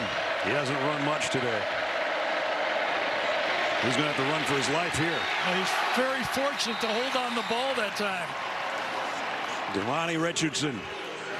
Watch from the secondary. Watch him try to swat the ball out of his arm as he got his hand as he comes through. Coming from the left side. Swats at it. Oh, just tucked just in time by Milroe. And Cooper was there as well. So now it's a punting situation for Will Reichert again. And the 6th sack of the day. And Anaya Smith, remember, took one coast to coast last week. He almost did it here earlier today. Comes up, has to call a late fair catch around the 36-yard line. So 3:37 remaining. Texas A&M, their defense holds. They get the ball back for their offense, and they're 9 down with 3.5 to play. Highlights for you as well on the U.S. Army postgame show. So the biggest thing to be aware of if you're A&M is with the new clock rules, first downs do not stop the clock. Completely different feel right here for this drive by A&M. And a completely different feel to the second half compared to the first for Alabama. As you look at the numbers. And now it's on the shoulders of Max Johnson. Nothing strategy will work if they can't block that front though. He throws late, a wobbler almost intercepted, intended for his brother Jake. And somebody got a hand on it. Same matchup. Braswell pushes Chase DeSantis right in to Max Johnson. Prior to the pass, holding, defense number 9, 10-yard penalty from the previous spot, first down. So a defensive holding penalty. Yeah, Trey Amos is in the game because of Malachi Moore hurt in the first half. And he was working on Evan Stewart, and that was holding. And that was obvious. So first down at the 46. Johnson, deep sideline, too far, intended for Jake Johnson. And again, Max had to pick himself up off the turf, and again a flag. Personal foul, roughing the passer, defense number 41, forcible contact to the quarterback's head and neck area, 15-yard penalty from the previous spot, first down. And as many great plays as 41 has made today, that's not a good one. So 2 big penalties, one by Dallas Turner on the touchdown run by Braswell, and now this one by Braswell himself. Remember, it's only 10 more yards to get into field goal range for A&M. There it is, hit to the head. So they're all the way to the 39-yard line by penalty. And they haven't done anything yet. Johnson loads, throws complete. Anais Smith down the sideline and in. Touchdown A&M.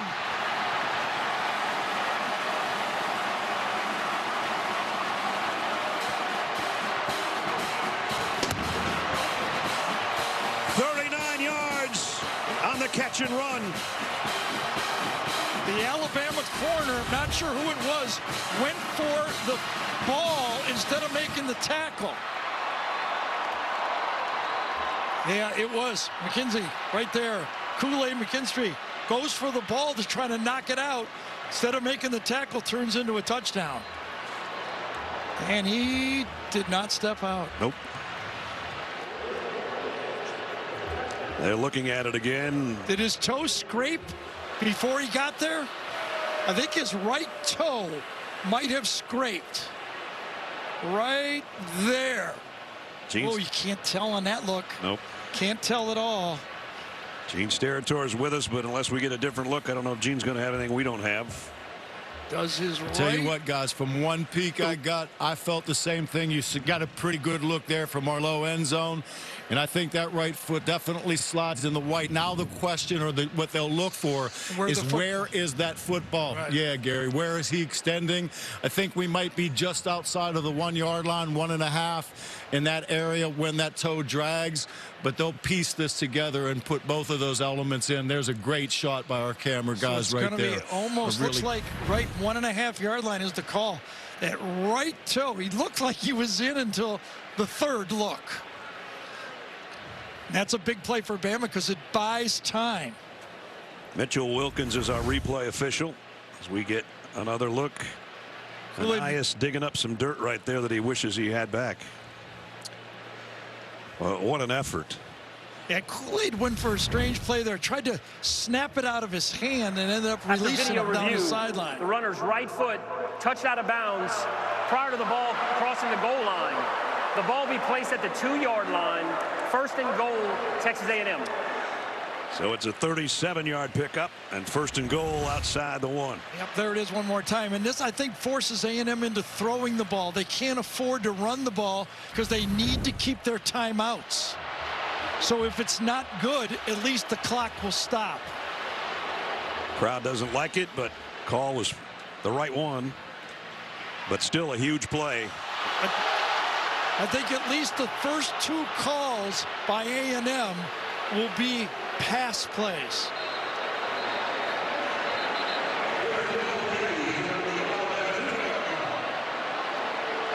Just outside the 2, first and goal. Remember, the clock will start before the snap. The referee will wind the clock because of the new timing rules.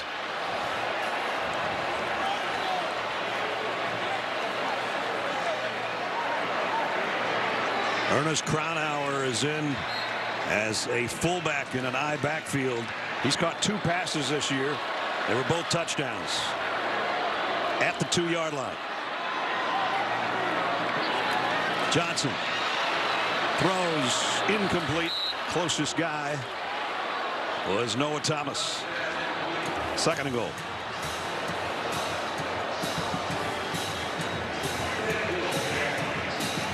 And Anais Smith comes in. Crownhour comes back out.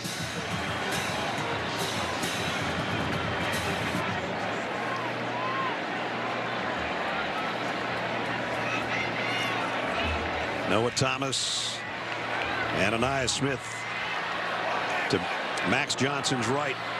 Evan Stewart to the bottom of the screen to his left. And they're going to run it. And it's going to be holding.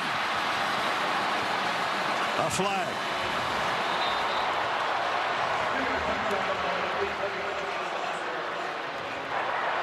I think Noah holding. Thomas held. Offense number 3. 10-yard penalty from the previous spot. Remains second down. And remember, this is all costing time. Eventually, A&M may have to kick a field goal to get it within 1 possession. But watch, right side, watch the hold. Grabs him with his right hand. Easy call. Twisted him. Could not make the play. Jalen Key might have been able to make the play. Yeah, it was holding. Remember a couple of plays ago, we were saying touchdown on Nia Smith. Now they're back at the 12-yard line. Still have to throw the ball, get it into the end zone. Smith's a slot man to the right on 2nd and goal from the 12. Johnson in trouble. Got away momentarily, but not the second wave, and Braswell is there again. Now, so is Keenan. Now Jimbo has to decide whether he's going to burn a timeout or it costs him 40 more seconds. I'm surprised he's not going field goal here. You've got to make it a one-possession game. 3rd and goal. We're down to 2.5 minutes. Taking their time on the snap, too. Johnson has time. Far side to his brother. Down to the 2-yard line. Now it's still 4th and goal. Now you got to decide whether you do field goal, timeout.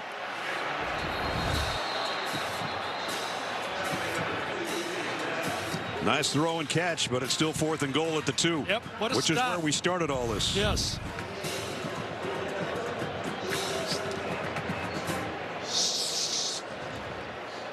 Remember, the last 2 seasons, this matchup came down to, first of all, this field goal to win and to upset the #1 team in the country. That was here. Last year in Tuscaloosa. Last-ditch pass. Terry Arnold breaks it up for Evan Stewart. The last play both years, and now here we are, down with a couple minutes left. Yeah, and that toe out of bounds, not only did it cost A&M 7 points, it cost them 1 minute 2 off the clock and a timeout. And so they'll try a 20-yard field goal to make it a one-possession game or a one-score game. And Randy Bond, who's hit a couple of times today. This should be a chip shot from 20. And whoa, just inside the upright on the right side. We'll be back in 30 seconds. The game is down to 6 points. Jimbo Fisher will probably be rethinking that in his sleep, but he chose the field goal. Well, I think he had to. You know, the toughest part was giving up the timeout. I mean, obviously, the toughest part is not scoring. But he threw on every play. The strategy was right. He just couldn't stick it in the end zone. Give the Bama defense credit up for that goal line stand. And now the hands team's out there for Alabama. As Randy Bond, who just hit that field goal. Yeah, the next decision now, do you go onside kick? Well, Alabama's thinking they're going to. They do have one guy back at the 15-yard line. Well, whether they think he's going to do it or not, they have to prepare the look and force him to kick it long if they don't. Bond is up close to the ball and aiming to the right, and then he's going to let the other guy kick it back the other way, but it's fielded by Kool-Aid McKinstry. Blair Zapata, the backup kicker. They tried the old right and come left to the left. Didn't work. McKinstry, good hands. So McKinstry had an opportunity to make a tackle and elongate that drive, but this one, very nice. So Alabama's got it. A&M is down to 2 timeouts, 2:11 to go.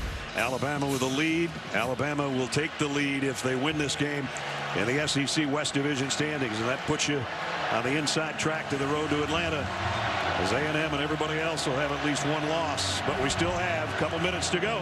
Well, if they stop them 3 times, they would get the ball back about 1:10 left.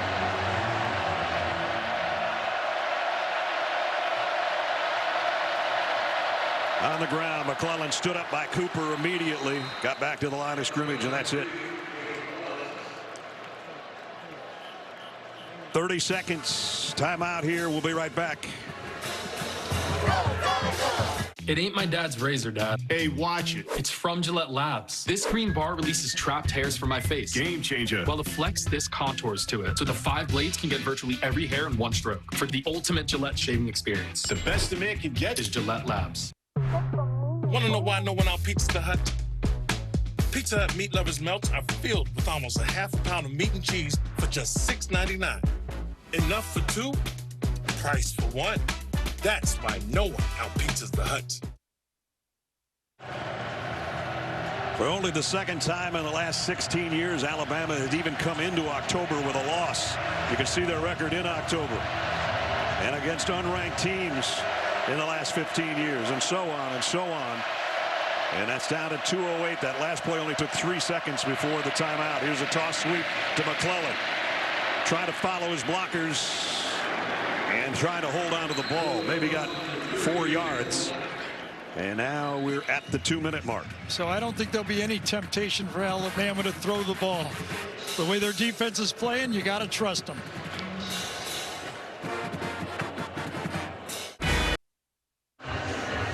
Jalen Milroe, big question. You made him throw. Could he help Alabama win a big game? Today, I think the question with 2 minutes to go has been answered, Gare. Sure has. He found a go-to receiver. Even though he was under immense pressure in the first half, he took those deep breaths and delivered. The deep breaths he talked to Jenny about. Everybody taking a deep breath right now. A&M's out of timeouts. Milroe's in trouble. Going to throw and complete it to Chase McClellan. Did he catch that? If he did, it's a first down. It's a tremendous play, isn't it? Might be the play of the game right there. Let's see. His knee was down, yes. And the knee comes up as he double clutches. Wow, does that change things? Look at that. If he'd have caught it clean, it would have stopped right there. What a play. Gene Steratore confirmed that that's the rule. And this one's a one-hopper. Let's go back to a second. Gene, that is one of the rare things you don't ever see. That's a first for me, guys. I haven't seen one like that. It's kind of an assist by himself to himself, right? So it's just a touch. Nobody's down there. Possession, as you said, both the knees up. Play on, big first down. Wow. That was a little bit of everything. I think Jalen Milroe made a big mistake right there, throwing the ball. I mean, the game is basically over if he takes knee on the play. That's what Coach Saban is stressing right now on the sideline. Well, I lost track of it down early. It can happen. I mean, it's he made a mistake, and now should still be able to get out of this. Going to be second down at 10. A&M is out of timeouts. There's 96 seconds left in the game and 2 more plays in between. If good throw would have been nice, but sometimes when you throw the ball, you don't throw it well. 3 knees would end. Why are you throwing it in the first place? Yeah, I just lost track of what was going on. Well, if he lost track, the offensive coordinator and the coaches lost track. So now if he takes 2 knees, there'll be roughly 10 seconds to go in the game. Before, he could have iced it. There's the numbers on Jalen Milroe. Career highs all the way across the board. Second down and 10. And we got motion again. Going to be on C.J. Dupree, I think. Start. Offense, number 81. 5-yard penalty, remains second down. Penalties, penalties, penalties. It's been a problem in their recent losses, without a doubt. And we got a little shoving going on at the end. And the players themselves separate. 14 penalties against Alabama for 99 yards. Low snap. McClellan only going to get about a yard. And the clock will run. 9 pre-snap penalties. How about that? Out of the 14. And they should win the game. They should have won the game on the blocked field goal had they not had a illegal chop block.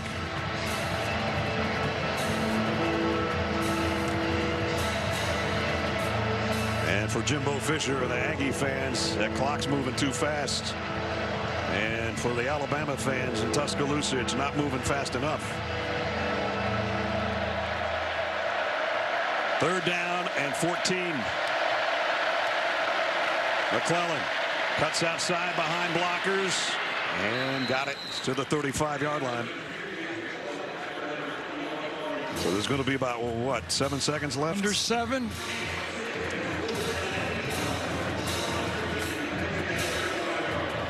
Do you risk running around to try to waste 7 seconds? I don't think they will punt the ball, but they've got a very valuable veteran player in Reichert back there. I would think that they could kind of run to the side and just throw it real high and kill the rest of the clock. We're going to find out. It's 4th down and 8, which is immaterial right now. It's the clock. Remember, you know, 3 straight knees, game's over. Right. So they wouldn't have thrown that mistake. pass. Yeah, mental mistake. The first play. So there it is, stopped at 7. Alabama takes a timeout. And now we'll see what they decide to do to try to waste the last 7 seconds of the game. Well, I don't think they can kill 7 seconds. If they, you know, they either make a first down or A&M will get 1 play. 7.